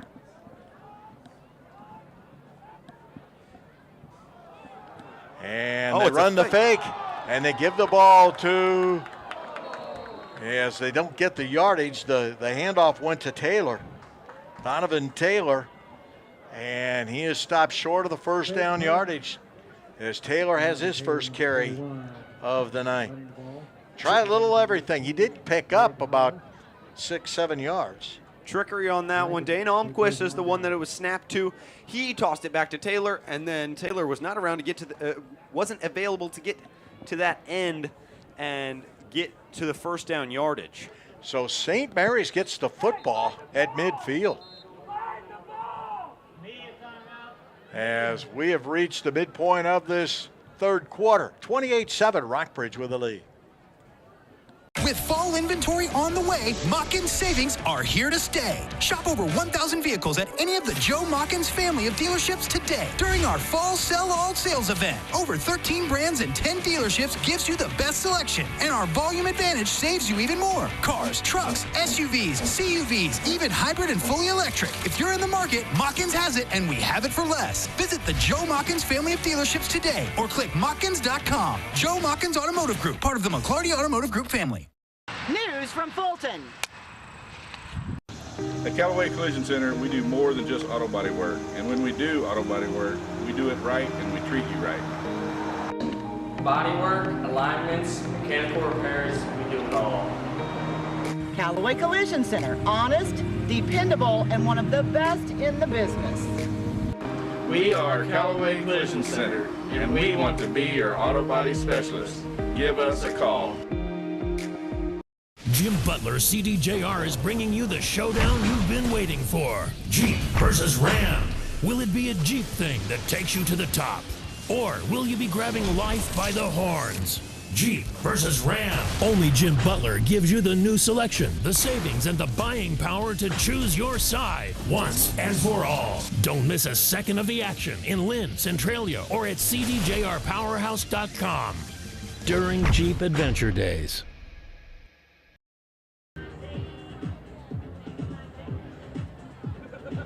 8 minutes, 39 seconds to play in the third. St. Mary's gets their hands on the football for the first time in the second half here at Rockbridge. St. Mary's got what they wanted. They got to stop, and they now have the football down 3 scores. As David Leonard hands it off and flags fly, and they blow the play dead. They went to James Franklin, but this is going to be procedure against St. Mary's. So St. Mary's hit with their first penalty of the second half. They have now 60. False start on the offense. 5-yard penalty. Still first down. 60 yards in penalties in this game. All these stats, by the way, are unofficial. 1st and 15 for the Dragons. Rockbridge with those middle linebackers peering in. Leonard wants to throw, steps up in the pocket, trying to find some running room. Near sideline, forced out of bounds. He gained 6 yards. Leonard, the ball carrier. Those deep safeties have really been playing a good game whenever the Dragons have been wanting to pass. Antonio Strong on the near sideline has ran down the near sideline, picked up by the safety Mason Snyder along with Donovan Taylor, who was following him every step of the way. Snyder had the first interception of the night after a ball was tipped that really set the pace for this game for Rockbridge. So it's 2nd and 10 for St. Mary's at the 46. Strong to the near side. We have yet to hear from him much offensively. Leonard wants to throw, has all kinds of time, wants to go deep, and it's incomplete. The intended receiver was Cameron Hurst, the 6-foot, 150-pound sophomore. But you look at the starting lineup for St. Mary's. Robinson, 6'3", a junior. You got Tarek Muhammad, 5'9", 350, a sophomore. Gersh, the center. Reed, a freshman, as a right guard. I mean, they've got a mixture of upperclassmen and then freshmen, rookies. The backup quarterback, Barnes, a freshman. Harris, a freshman. Green is a freshman. Strong's only a junior. How can he have all those offers? They've been getting to him early recently. Here's the handoff. It goes to Collins, a senior. Collins with nowhere to run. That was 3rd and 10. You know, Zamir Collins, 6 foot, 225. Yeah, he's a big running back, and he is power and speed. I mean, it's kind of ridiculous the amount of speed that he has at that size. 4th down, 10 yards to go. Going deep is Cullen Snow, who has had a pair of interceptions, been knocked off his feet a few times, and has returned a punt or two. Zamir Collins into punt for the Dragons, back deep for the Bruins, number 3. As Collins stands at about his own 34. Gets a pretty good snap. Boots this one. Snow makes the catch in heavy traffic and is brought down immediately. Getting downfield was Kevin Williams. I don't see any flags down. It'll be Rockbridge football as the Bruins defense gets a stop. Man, Cullen Snow has been gutsy on these punt returns so far. Not fair catching anything, but he's been getting hit pretty hard. You know what I find amazing is that he's made those catches in heavy traffic. I mean, that halo rule, I guess that's out the window. I would say so, because they're hitting him pretty hard there. He hasn't had a halo to work inside of tonight. Brady Davidson back at the quarterback spot for Rockbridge. He sends trips to the right, wing to the left, tight end to the right. Davidson on a shovel pass. Gives the ball to Cooper Myers up the middle. He's got 10 yards. Give him 15.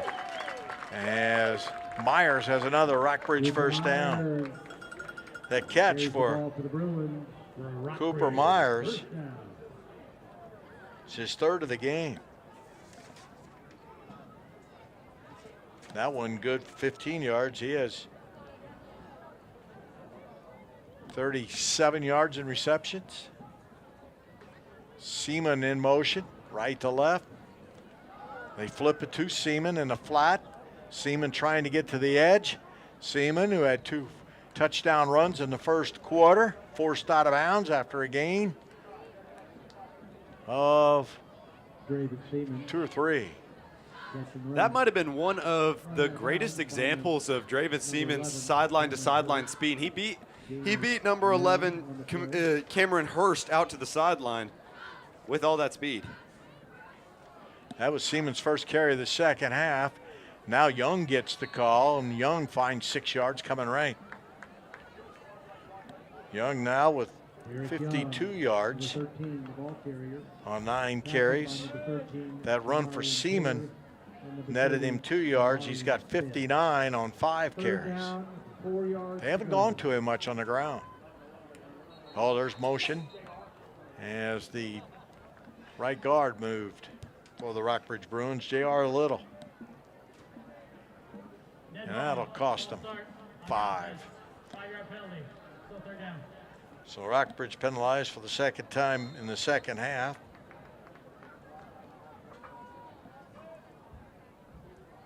They've now got 40 yards in penalties. 6:15 to play in the third. At times, the pace of this game has really slowed down. In motion, Young, right to left. Young gets the call. Young ducks under a tackler and is brought down at about the 43-yard line. Number 13. And that'll bring up fourth down, right? Yes, and Fourth that down will be and 6. Punting scenario for the Bruins. And number 13, Jamari Taylor on the stop. Now will we see the first punt of the night for the Bruins? Second one. First one ended in a fake. Oh, you're right. You're right. Yeah. So- Correction. Matthew Wheeler drops back. Well, if you fake it from where the Bruins were the last time, maybe they'll do it again. And here is the punt. Strong backpedaling, steps away from it. And they'll take a Rockbridge bounce inside the 15 down to about the 13-yard line. Pretty good punt by Wheeler. As Wheeler boots at 42 yards. And St. Mary's now will set up shop inside that 20-yard line. That was a heck of a punt considering that he had to pick it up off the ground to punt it. And long snapper couldn't get him all the way to him. And he booted a 42-yarder down to the St. Mary's 12-yard line. He got some momentum going down to pick that up. Got the legs into it. 1st and 10. They work from the 13. As the Dragons send Green wide left. Seaver to the right. Pair of running backs now with Leonard. Leonard on the keeper in some trouble looking for a block. Leonard reverses direction and picked up 2 tough yards. Quarterback keeper, number 5, David Leonard. Colin Snow with another stop for Rockbridge. They've got him with no gain on that play.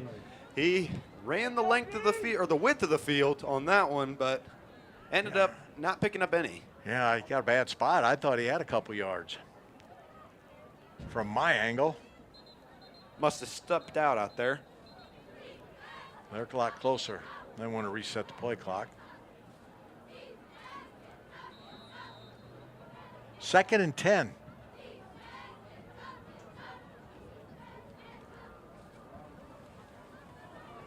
Collins gets the call. Collins gets the attention. Collins is going to go down. He drew a crowd. And on that little running play, they lost a yard. Zamir Collins. Collins now 10 carries for 50 yards. Unfortunately for the Dragons, this running offense is really ticking the clock down. They still have a quarter and a half to work with. But it's the 3rd and 10 from inside their own 20. Yeah, their offense is fighting in here. Rockbridge made a couple of defensive adjustments. And the Bruins are putting the pressure on the Dragons. Leonard wants to throw. He's in trouble. He fires it. It's over the middle and caught by Strong. He breaks a tackle and has got a first down. That pass was behind Strong. He was able to get a hand on it, and he may have bobbled it for a moment, but he sucked it in. A gain of 14 yards on the play as Leonard completes that pass.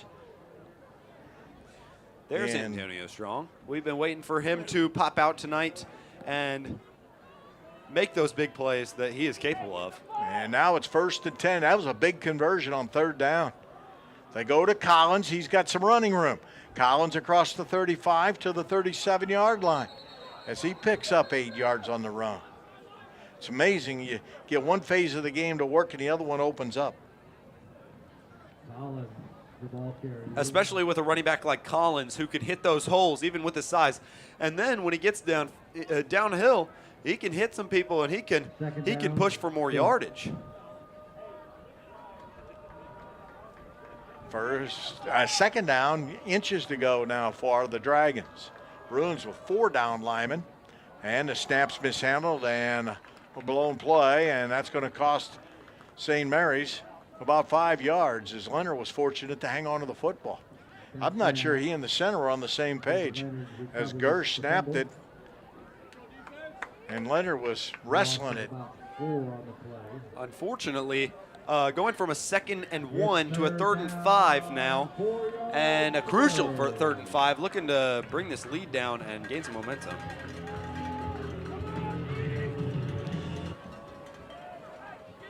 Rockbridge in their basic defense. Leonard takes the snap, fires over the middle, and it's incomplete. The target was Cameron Hurst. Momentarily had it in his hands, but couldn't pull it in. Pretty good coverage by the Bruins, as Donovan Taylor was right in the middle of that. As that pass goes incomplete. The slant route was there, just wasn't able to haul that one in. A good throw. Had to jump and go get it, but hit both of his hands, was maintained for about a second, and then dropped it as he came to the ground. And that'll make him punt. Yeah, Collins comes on to punt. And the senior, Snow, goes deep for Rockbridge. Good snap, but hold everything. Flags fly. It's going to be a procedure penalty. So it'll be 4th and about 9 for St. Mary's after they step this off. Next week, we'll be right. Dead ball. No, we'll be across town at Battle High School. 5-yard penalty. Still 4th down. As it'll be Rockbridge and the Battle Spartans next week. I'm going to double check. I make sure I don't go to the wrong place.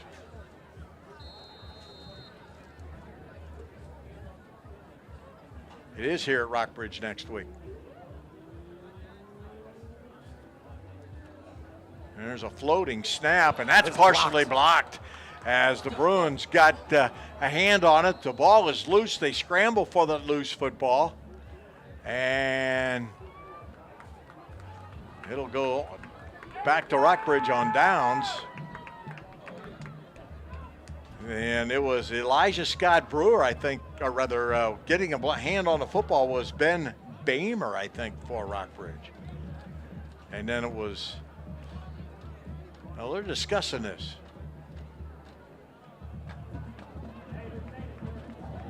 Partially blocked punt. Fumble on the reception. So Rockbridge caught the punt, and the Bruins fumbled it away. That was St. Mary's gets the football on the turnover. That'll be a muff. And St. Mary's has the ball on a crazy play.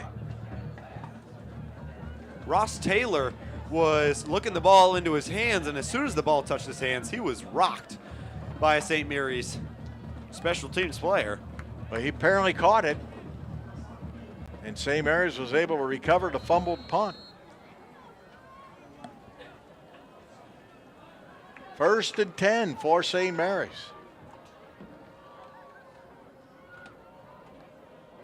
Out of the eye. They go to Collins, dancing his way forward. Collins out to the 40-yard line. Had to bring his legs out from underneath him on that one to stop him. And he's down right now. He came down on his back. May have the wind knocked out of him. As Collins trying to regroup, says he's all right. A run of 8 yards for Collins. On 12 carries, now 66 yards. 2nd down and 2 out of the eye. Collins gets the call. He's got a 1st down into the secondary, breaks a tackle to the 50, and now down at the 44-yard line. Run up the middle for 15 yards. Mason Taylor met him in the 3rd level, and he tried to get low and hit on Zamir Collins' legs, but Zamir Collins decided to go low too, and he was able to run over Mason Snyder and get an extra 1 or 2 yards. 28-7, Rockbridge leads. That was the score at the end of the half. We're late now in the 3rd. They go to Franklin. Franklin plows his way for about 2 yards. That's his first carry of the second half. He's now got 20 yards on the evening. Crutchlow with another tackle. He came into this game with 34 tackles. 2nd and 8. St. Mary's will compete in Class 5, District 1 when it comes to playoff time. Right now they're in 2nd place in that district. As Leonard airs this out, it's incomplete. Leonard took a shot and he's still down. As Leonard was shaken up. And an official timeout on the field. Injury timeout. Injury timeout. We'll be back with more in a minute here at Rockbridge. On the go, stay in the know with the ABC 17 News app. It's your first alert to breaking news, weather, and traffic impacts. Instant access to live video on the scene with updates in real time. I'm gonna go ahead and step out of frame so you guys can see what we're seeing right now. So no matter where you are, you'll always know the big stories happening right now. Download the ABC 17 News app from the App Store or Google Play today. ABC 17 News. Get the app, get the alert. Well, they're still tending to the quarterback, David Leonard of St. Mary's, the 6'1", 175-pound senior. As he is in some pain. Both clubs, now Rockbridge Bruins, have come to the near sideline. Leonard, they're very cautious with him. This is not a good sign for St. Mary's, as now they're going to help him up.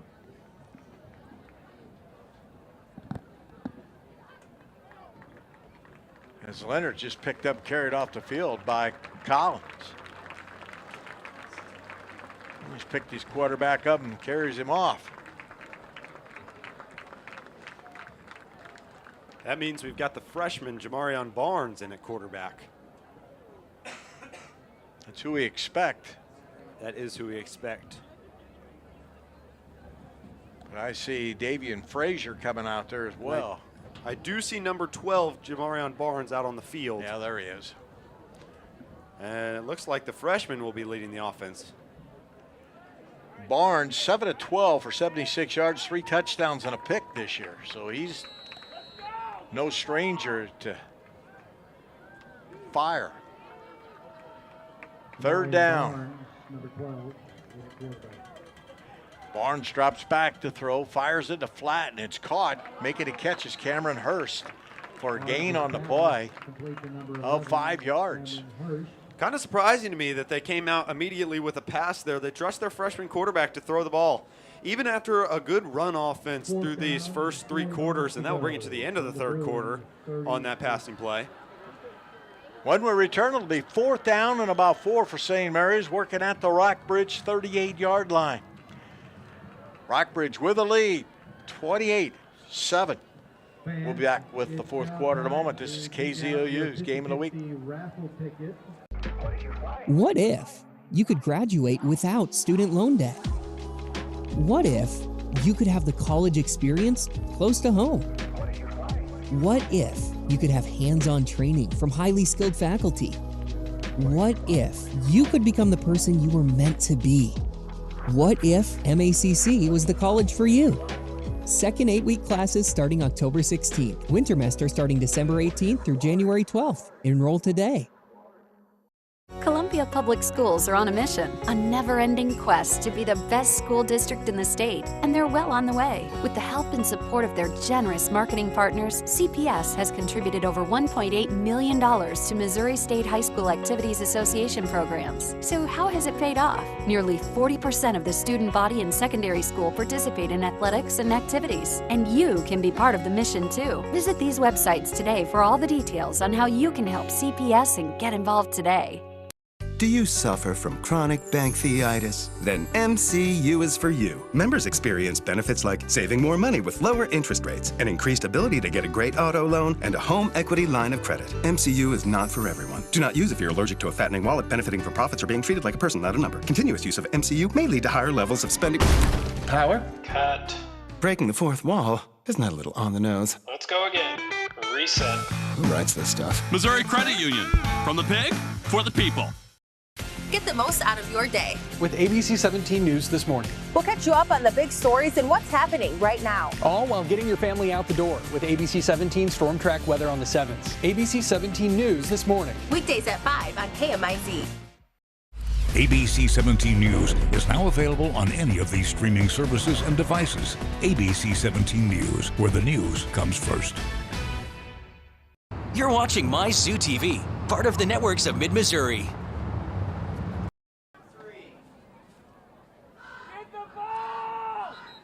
28-7 as we go to the fourth quarter. Back on the field is David Leonard for St. Mary's. Looking at a 4th down and 4. Leonard apparently is battling some cramps.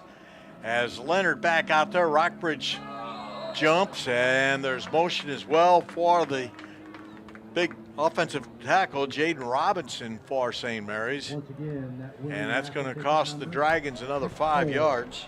6-5, 4-7-5. And that is now 65 yards. Dead ball. Another false start on the offense. 5-yard penalty. Still 4th down. Now you got a little tougher job. 4th and 9, you change the play.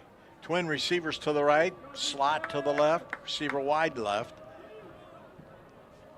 Might have been motion there. Back to throw Leonard. He wants to throw the flat, no one's home. Incomplete. Rockbridge will take over the football near midfield. They'll get it at their own 43-yard line. Leonard's pass is out of bounds. He was targeting Antonio Strong out there, just wasn't able to get it to him. Antonio Strong went deep, and he threw it shallow because they weren't on the same page. Yep, lots of pressure. They were not on the same page. 28-7 the score. I'd like to thank everybody that's helped tonight, including Mason Graham, Oliver Parsons, and Lily Fay. All camera operators. Our spotter tonight, Rob Parker. Cooper Bryant, the director. John Hook, our producer engineer. Evan Sapp at the other microphone. I'm Tex Little. 1st and 10 for Rockbridge.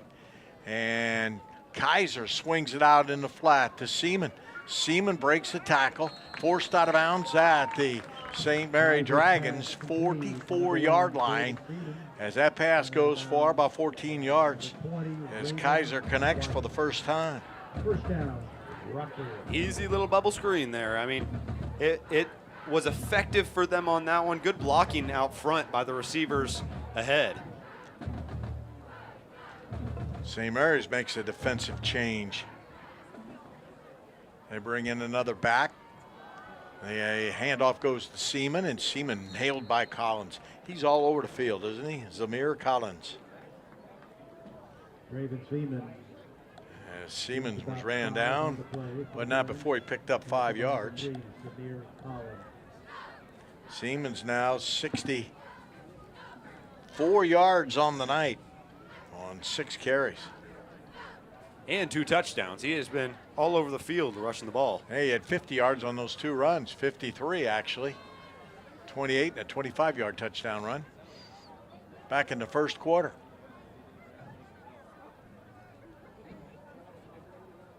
Back to throw Kaiser, has time, steps up, fires, and with the catch, Cooper Myers. He's been very open in the middle of the field this far, and they've been scheming him to get open because that is a reliable play. 16-yard pass play to Myers.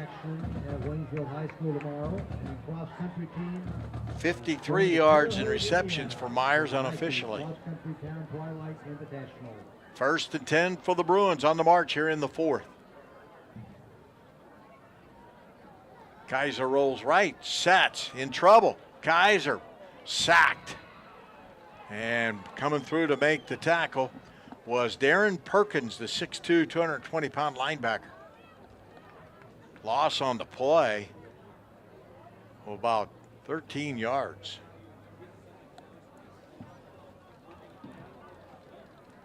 Deron Perkins on the sack. Second down and forever for Rockbridge. Ball at the 40. They got to get it down inside the 20. About 22 yards for the first down.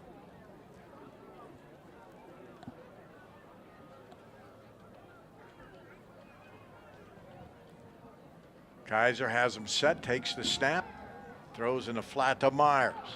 Cooper Myers breaks a tackle, spins his way down to about the 28-yard line. He just picked up 12 yards on that reception. There's Cooper Myers again in the middle of the field.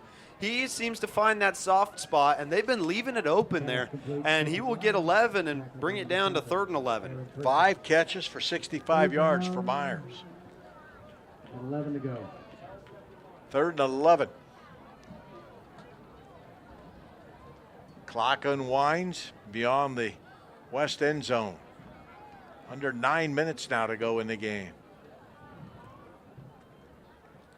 Now in motion for the Bruins is Rowing. And a screen. They complete it. It's caught by Holt, and Holt trying to find an avenue to run, and he's going to be dropped for a loss. To number 10, David Holt.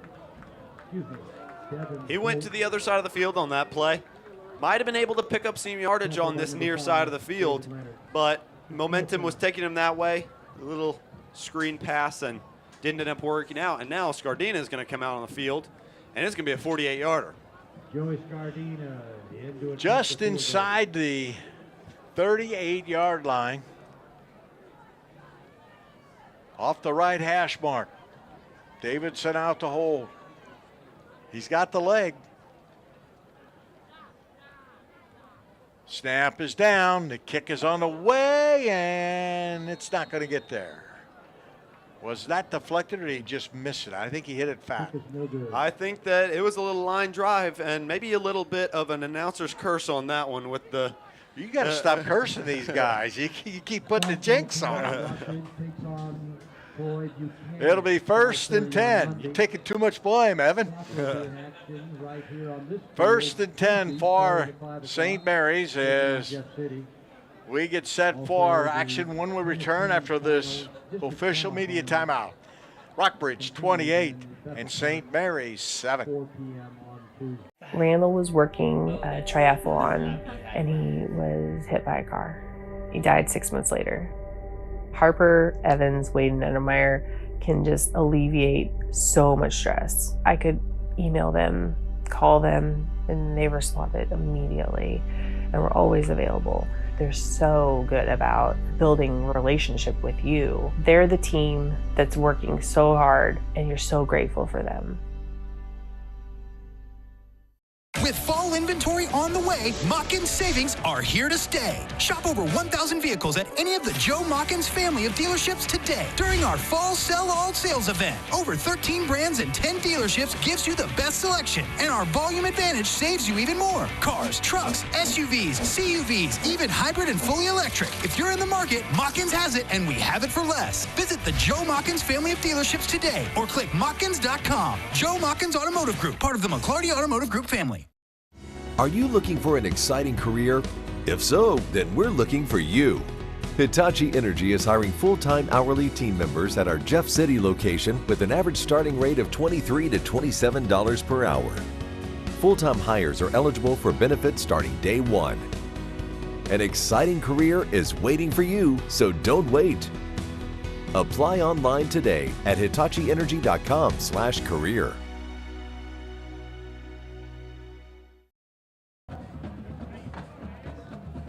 8 minutes, 2 seconds to play in regulation. Rockbridge 28 and St. Mary's 7 in the first meeting ever between these two teams.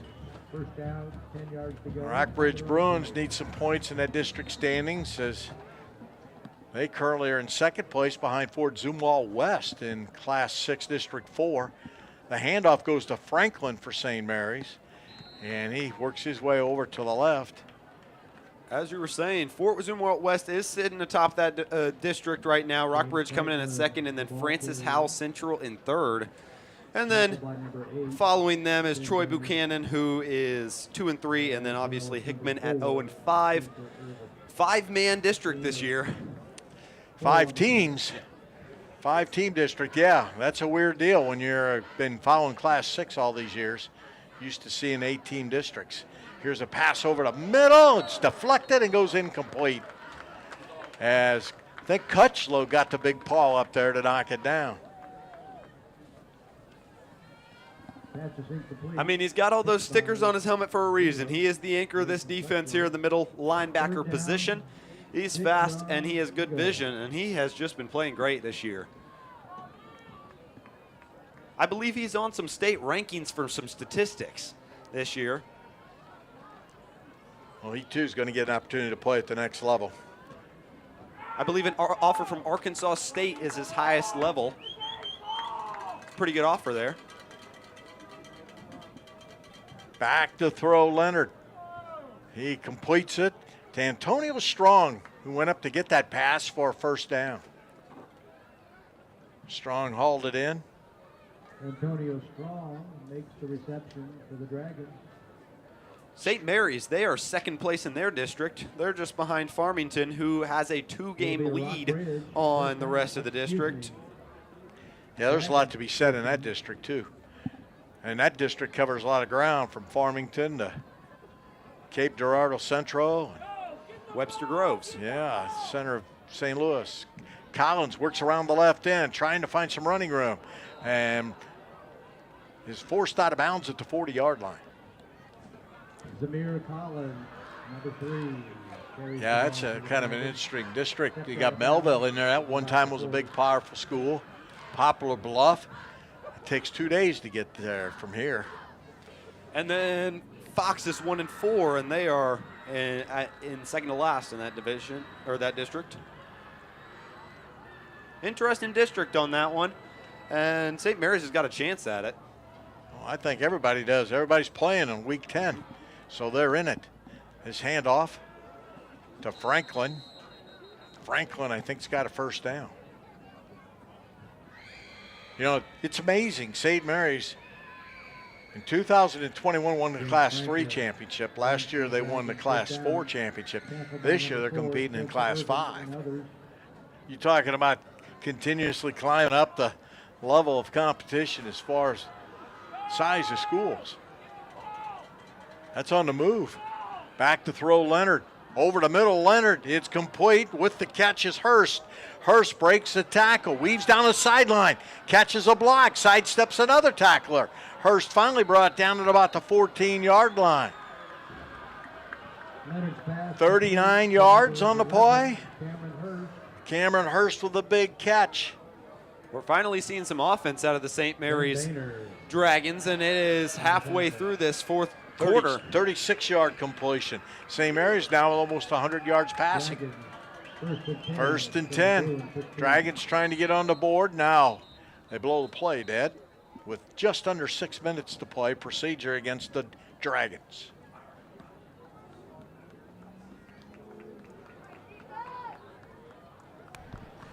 Illegal Dead ball. Procedure. False start on the offense. 5-yard penalty. Still first down. You know, St. Mary's baseball program is pretty salty. South side of St. Louis. They've had a lot of success. First and 15, just inside the 20-yard line.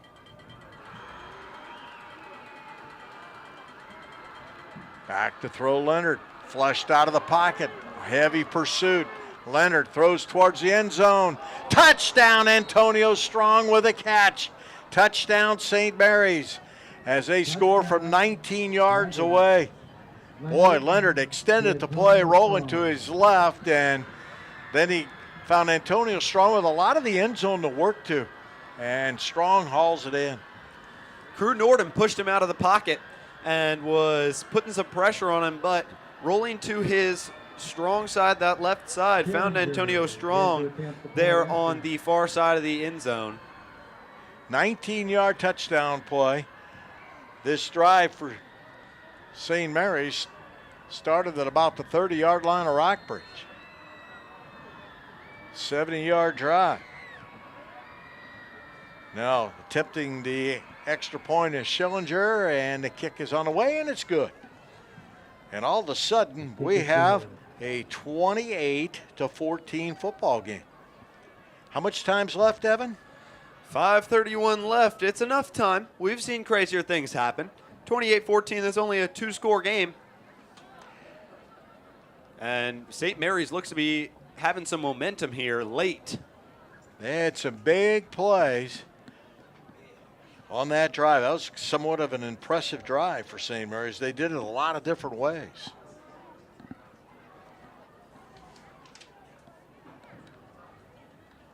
$70 yards, 6 plays. Scored on a 19-yard touchdown pass, Leonard to Strong. Strong with that touchdown catch now has 7 touchdown catches on the season. He's putting up Division I stats for sure. And he's just very athletic, just very athletic. And Leonard coming back out on that drive was pretty crucial, leading to that touchdown pass. I thought Leonard made a heck of a play, extending that last play, rolling to his left, and he was under heavy pursuit from Crew Norden, and he was able to drop it in there, and he led Antonio Strong perfectly towards the back corner of the end zone. Going deep for Rockbridge is Draven Seaman. Rockbridge expecting here possibly an onside kick with 5:31 to play. Hands team, yeah. Here's a short pooch kick. And that is a free ball, and it is fielded by Cutchlow, who came back and fielded it. Not good communication there because Seaman had his eyes downfield, had a chance to catch and go forward. Anyhow, Rockbridge takes over, leading here 28-14, and there's just 5:29 left. So next week, it's Battle and Rockbridge, and that action next week will be right here at Battle. We'll have it for you. That should be a good football game. You know, Battle tonight, take it on Capital City. What was the last score we got on that? We had, Battle was playing Smith Cotton, and the last score we had was 13-7 Battle at halftime. Smith Cotton became an age last week. They found all the right buttons to push. Seaman looking for a block, gets one to the 30, to the 40. He has the afterburners on and then forced out of bounds at about the 39-yard line. I thought Seaman was going to outrun the field, but he couldn't get away from Cameron Hurst. Out of bounds by number 11, Cameron Hurst. That's Seaman's longest run of the night. He ripped off 40 yards on that carry. And now he's at 100 yards tonight. Seaman almost had a touchdown there if it weren't for Hurst saving it by pushing him out of bounds. 1st and 10 for Rockbridge. Brady Davidson back out there at the quarterback spot. Davidson gives the ball to Seaman. No, check that. Getting the call for the Rockbridge Bruins is Stephen Williams. He gets his first call of the night as Williams around the left end rips off about 18 yards. Run out of bounds by number 5. He's a good rotational player for them in that backfield. They don't seem to hand the ball off to him a lot, at least not recently, but he really gets chunk yardage when he gets out there. That was his 18th carry of the year. He's over 100 yards on the season. He also has a couple of catches. Rockbridge on the march, 5:11 to play.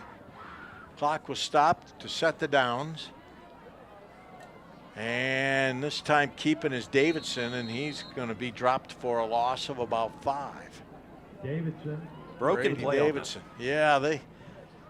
Tackled by number 7. It was not a whole lot of continuity there. Not much communication from Williams and Davidson, and they were not able to be on the same page and hand that ball off and get the play down pat and pick up some yardage, and they actually lost 5. Rockbridge led 14-0 at the end of the first quarter. They led 28-7 at the half. We were 28-7 after 3. It's 28-14 here late in the fourth. Bruins trying to win their 4th game of the year. And Coach Matt Perkins, his 13th win here at Rockbridge. And with this carry, it is Cooper Myers. As Myers picks up about 7 yards. One thing that the Bruins have been doing on this drive is killing the clock. It is approaching 4 minutes left in this quarter, in this last quarter, and they still have a 2-touchdown lead, and they're within scoring range. Yeah, they've changed gears here with this lead going in the second half. They've been trying to burn as much clock as possible. Myers gets the call. Myers off left tackle, across the 10, down to about the 7-yard line. He just does not go down. You know, he's built low to the ground, and they have a difficult time tackling him. He's a solid runner. It'll be 4th down and about 1.5 yards. And I believe St. Mary's had to call timeout to get a player off the field. St. Mary's calls a timeout with 3:27 to play here tonight at Rockbridge. We'll be back in a moment. On the go, stay in the know with the ABC 17 News app. It's your first alert to breaking news, weather, and traffic impacts. Instant access to live video on the scene with updates in real time. I'm going to go ahead and step out of frame so you guys can see what we're seeing right now. So no matter where you are, you'll always know the big stories happening right now. Download the ABC 17 News app from the App Store or Google Play today. ABC 17 News. Get the app, get the alert. 3 minutes, 27 seconds to play in the game. And again, thanks to the entire crew here tonight, including our camera operators, Lily Fay, Oliver Parsons, and Mason Graham, as they are bringing you the sights here this evening. The Rockbridge Bruins trying to move to 4-2 on the air. St. Mary's in danger of falling to 2-4 with a date with DeSmet next week. That's not a good date to have. DeSmet's looking really good on this year. Well, it's an opportunity. That's how you have to look at it. It's a challenge. Well, you play Class 5, though. You got to be able to take on all comers, right? As this sweep play, and that's maybe 1 yard or 2 around this end. As Siemens couldn't find any running room. And the Rockbridge Bruins effort to pick up that first down goes for naught. And they turn the ball over on downs. And St. Mary's will bring their offensive unit onto the field. They've got 3:23 to play. You strike quick here, try to strike quick, and then onside it, and you got 2 timeouts left, right? It's got to be a heck of a quick strike. You think that Rockbridge should have taken the points there and went for 3 with Scardina, or? Well, they're up 2. I don't know. If you pick up the first down, you know, then you take more time off the clock. If you don't, St. Mary's takes over the football at the 10-yard line. It's true. And they have not shown the ability to move quickly. But, man, they got an opportunity here to do it as Collins gets the call, and he's trying to get to the edge. Collins caught on the edge by Spencer Irvin, who made the stop. Carries the ball to the Dragons. I can't disagree with going for that on 4th down. I think you got to have confidence in your defense. The defense has been pretty good all year. Giving up 14 points, and last week St. Mary's put up 60. Yeah, 17 points per game allowed on the season. 17.6 if you're going to be a Gren Wren type. Exact. Back to throw, Leonard. Fires a missile over the middle. It's tipped incomplete. A couple of Bruins were able to get their fingertips on it and goes for naught. Could have been it right there. And the St. Mary's Dragons need to start moving the ball pretty fast here. 2:34 left, and they got to strike pretty quickly. The incomplete pass stops the clock. Right now, you got to pick up a first down, looking at a 3rd and 7. Twin receivers to the right. St. Mary's been in this formation most of the evening. Rockbridge bringing heat. Back to throw, Leonard. Looks right, now left. Fires it a flat. I think they got the yardage for the first down. The catch was made by Strong as he makes his 5th catch of the night. One of them was a touchdown grab. First and 10, that stops the clock to move the chains with 2:27 to play. He's come alive in the second half and shown the weapon that he is with those 5 catches. I believe 1 catch in the first half, 4 in the second half. Something like that. Back to throw again, Leonard. All day now. Pocket collapses. Leonard on the run fires. Incomplete. And again, he was looking for Antonio Strong. Pass is incomplete. Intended for Just a little bit low for Strong there. Wasn't able to haul it in. And it'll be 2nd and 10. I like the way Strong came back to his quarterback. He came back to the quarterback, had first down yardage, and just couldn't haul it in. He had some heat, though, put on him as well. I think Donovan Taylor was right there with him.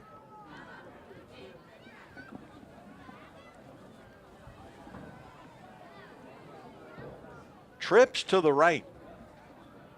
Franklin now checks in that backfield. Leonard rolls to his right, completes the pass to Green. And Green forced out of bounds, shy of the first down marker. It'll be 3rd. But he got out of bounds. Run out of bounds by number 0, Grayson Crutchlow. 3rd and about 5. It's a big 3rd and 5 for St. Mary's, needing to move the ball. Now you feel like they got to look at this as 4-down territory. But yeah, they need to strike if they want to get back into this. Rockbridge has those safeties about 20 yards off the ball. Leonard back to throw. And Leonard now loose as he'll run up the middle of the field to the 40 to 45, out to midfield to the 50 for a first down. And Leonard picks up big yardage. That's exactly what they needed. Big gain for Leonard and move the chains down to the 50. Not quite in Bruin territory yet, but clock's ticking. You know, if I'm Brian Simmons, I think I'd look for more ways to get Leonard loose with the ball. He can run. He fires it in a flat, and it's incomplete. Probably should have been intercepted. Penalty marker goes down. One late hit, and then an answer to that late hit as the Rockbridge Bruins got to the quarterback after the pass, and then one of the linemen said, "You're not doing that to our quarterback," so these will offset. One of the Rockbridge players on the bench was pointing to his head as the Rockbridge player was running off, and that's exactly right. You got to think before we do things, and that'll be costly. It'll be offsetting, I believe, or unless this is after the play. I think they'll offset, but pass goes incomplete. But that's going to add to the yardage. Here we go. We're going to get an explanation from Blake McPheeters. There might be a little more to this. They're moving the ball. Today, here we go. Personal foul, roughing the passer on the defense. 15-yard penalty, automatic first down. They picked up the second flag.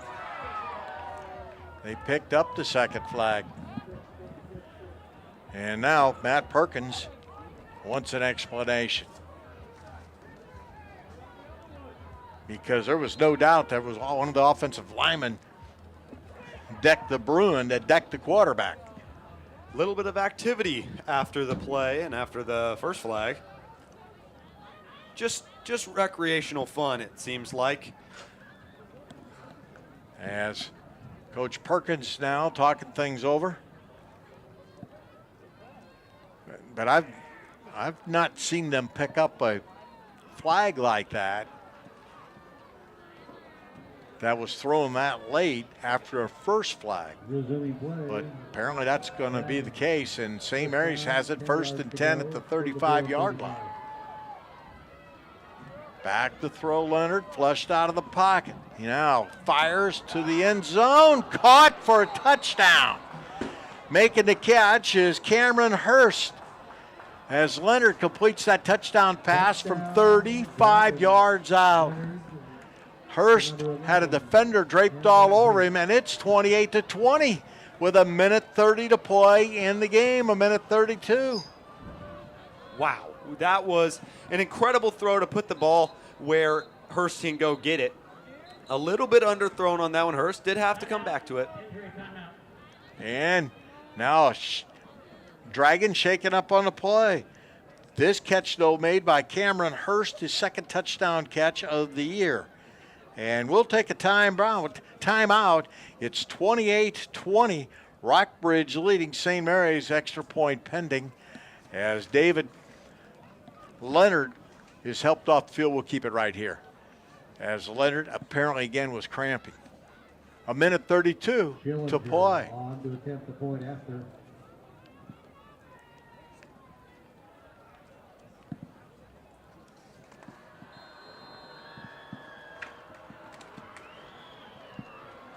Billinger will attempt this extra point. Snap down and a kick. It's long enough and good. As Schillinger and the St. Mary's Dragons are right back into this football game. 28-21. Now it's time for the hands teams of both teams to come out on the field. That was a 90-yard drive. 5 plays. St. Mary's has answered with a pair of touchdown strikes with a minute 32 to go in the game. A couple penalties helped them on that one to move down the field, but incredible moving the ball 90 yards in 5 plays, and not in much time either. Didn't use too much time off the clock. Puts them in good position here. The difference in this game is the pick-6. Just the simple mistakes that happen throughout the game can impact this game, and they're up 7 with 1 pick-6 on the board. So, well, we're 1 turnover away from things getting real interesting. Free kick. An onside kick, yeah. What are we at on timeouts? I think St. Mary's has 2 timeouts left. Schillinger getting set to kick off for the Dragons. Rockbridge anticipating either a pooch kick or a line drive kick. They have 10 players close to the line of scrimmage. As Schillinger has it teed up. And he will pooch kick this into the secondary, and the ball bounces, and Seaman fields it and goes to a knee. Smart play there by Seaman. And now Rockbridge can try to milk out the clock. 1:31 to play. That reminds me of a game we did years and years ago. Semifinal, state semifinal game. Columbia Hickman and Rockhurst. And a blocked field goal attempt to tie the game. And it was picked up and recovered by the Hickman Cupies, and they tried to return it instead of going down to avoid risk. Which they've changed that rule now. I don't think they can return it anymore, can they? They can't return block kicks anymore. On a field goal attempt? Yeah, I believe so. The handoff goes to Seaman coming to the near side. He gets it out to the 20-yard line.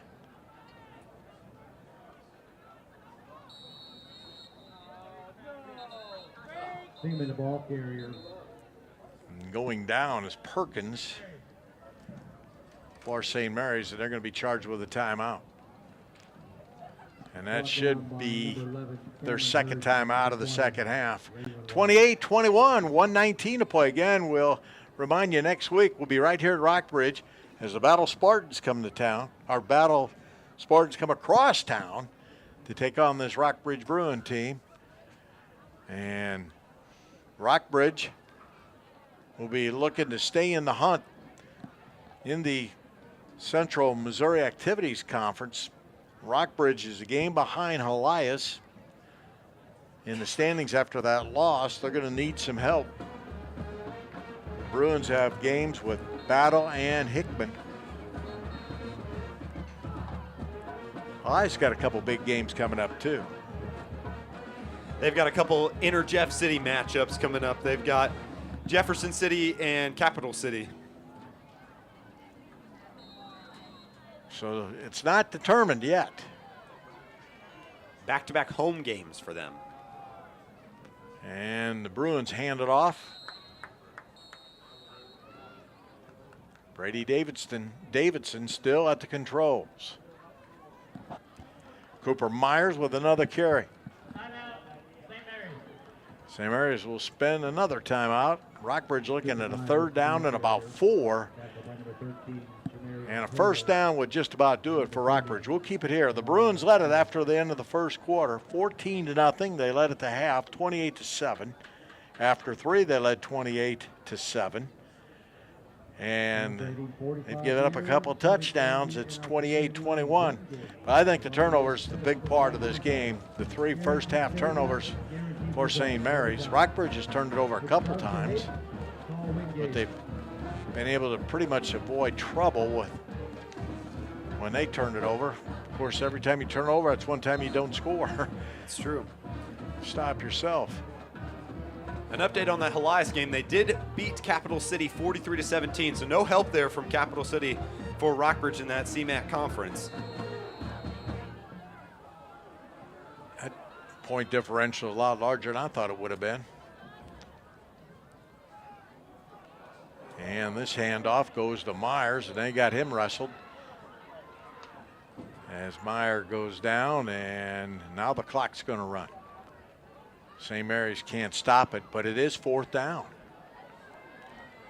And going deep for St. Mary's goes Antonio Strong. They are still in striking distance, and they're going to get the football with about 30 seconds to play, maybe not quite that much, 25. They'll take the play clock all the way down. Rockbridge does have timeouts to spend, so they'll take the play clock all the way down to 1 or so, and then Coach Perkins will call the timeout with 24 seconds to play. We're going to take one more quick timeout, and we'll be back with more and see how this one wraps up in a moment. This is the KZOU Game of the Week, presented by the networks of Mid-Missouri and Columbia Public Schools. On the go, stay in the know with the ABC 17 News app. It's your first alert to breaking news, weather, and traffic impacts.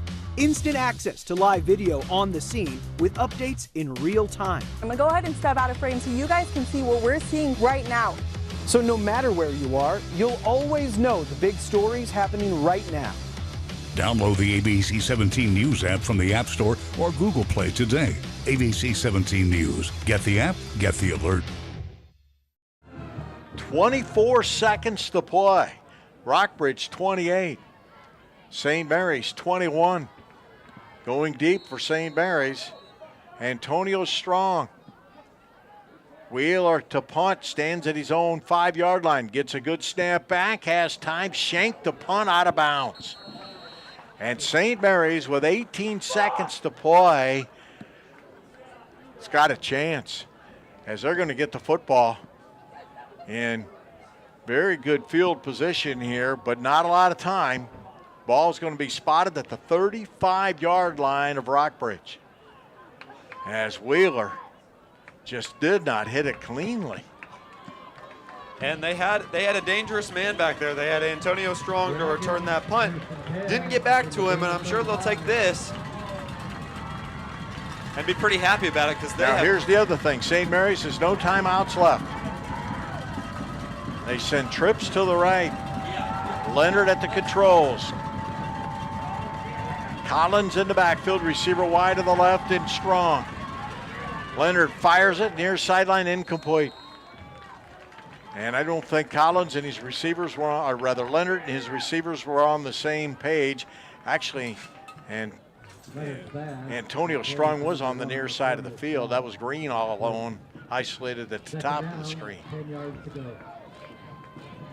13 seconds to play. 2nd and 10. Yardage, I think, is irrelevant. They work from the 35. Anything they can get here. Anything they can get. You gotta think that you gotta go deep. The snap back to Leonard is fumbled. Leonard, heavy pursuit, will throw it underneath to Collins. Collins breaks. No, he doesn't. He's nice open field tackle made. And Collins goes down, and that's the football game.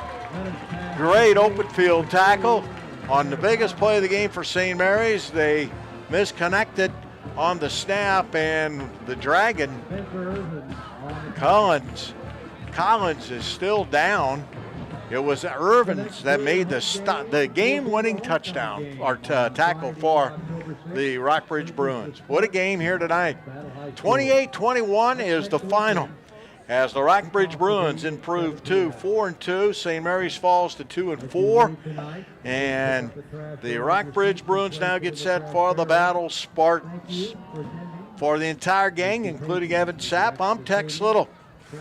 Good night for Rockbridge. Thanks for watching ABC 17 SportsZone Football Friday High School Game of the Week, presented by Harper, Evans, Wade, and Nedemeyer, and made possible through a partnership between the networks of Mid-Missouri, CPS Athletics, the Columbia Area Career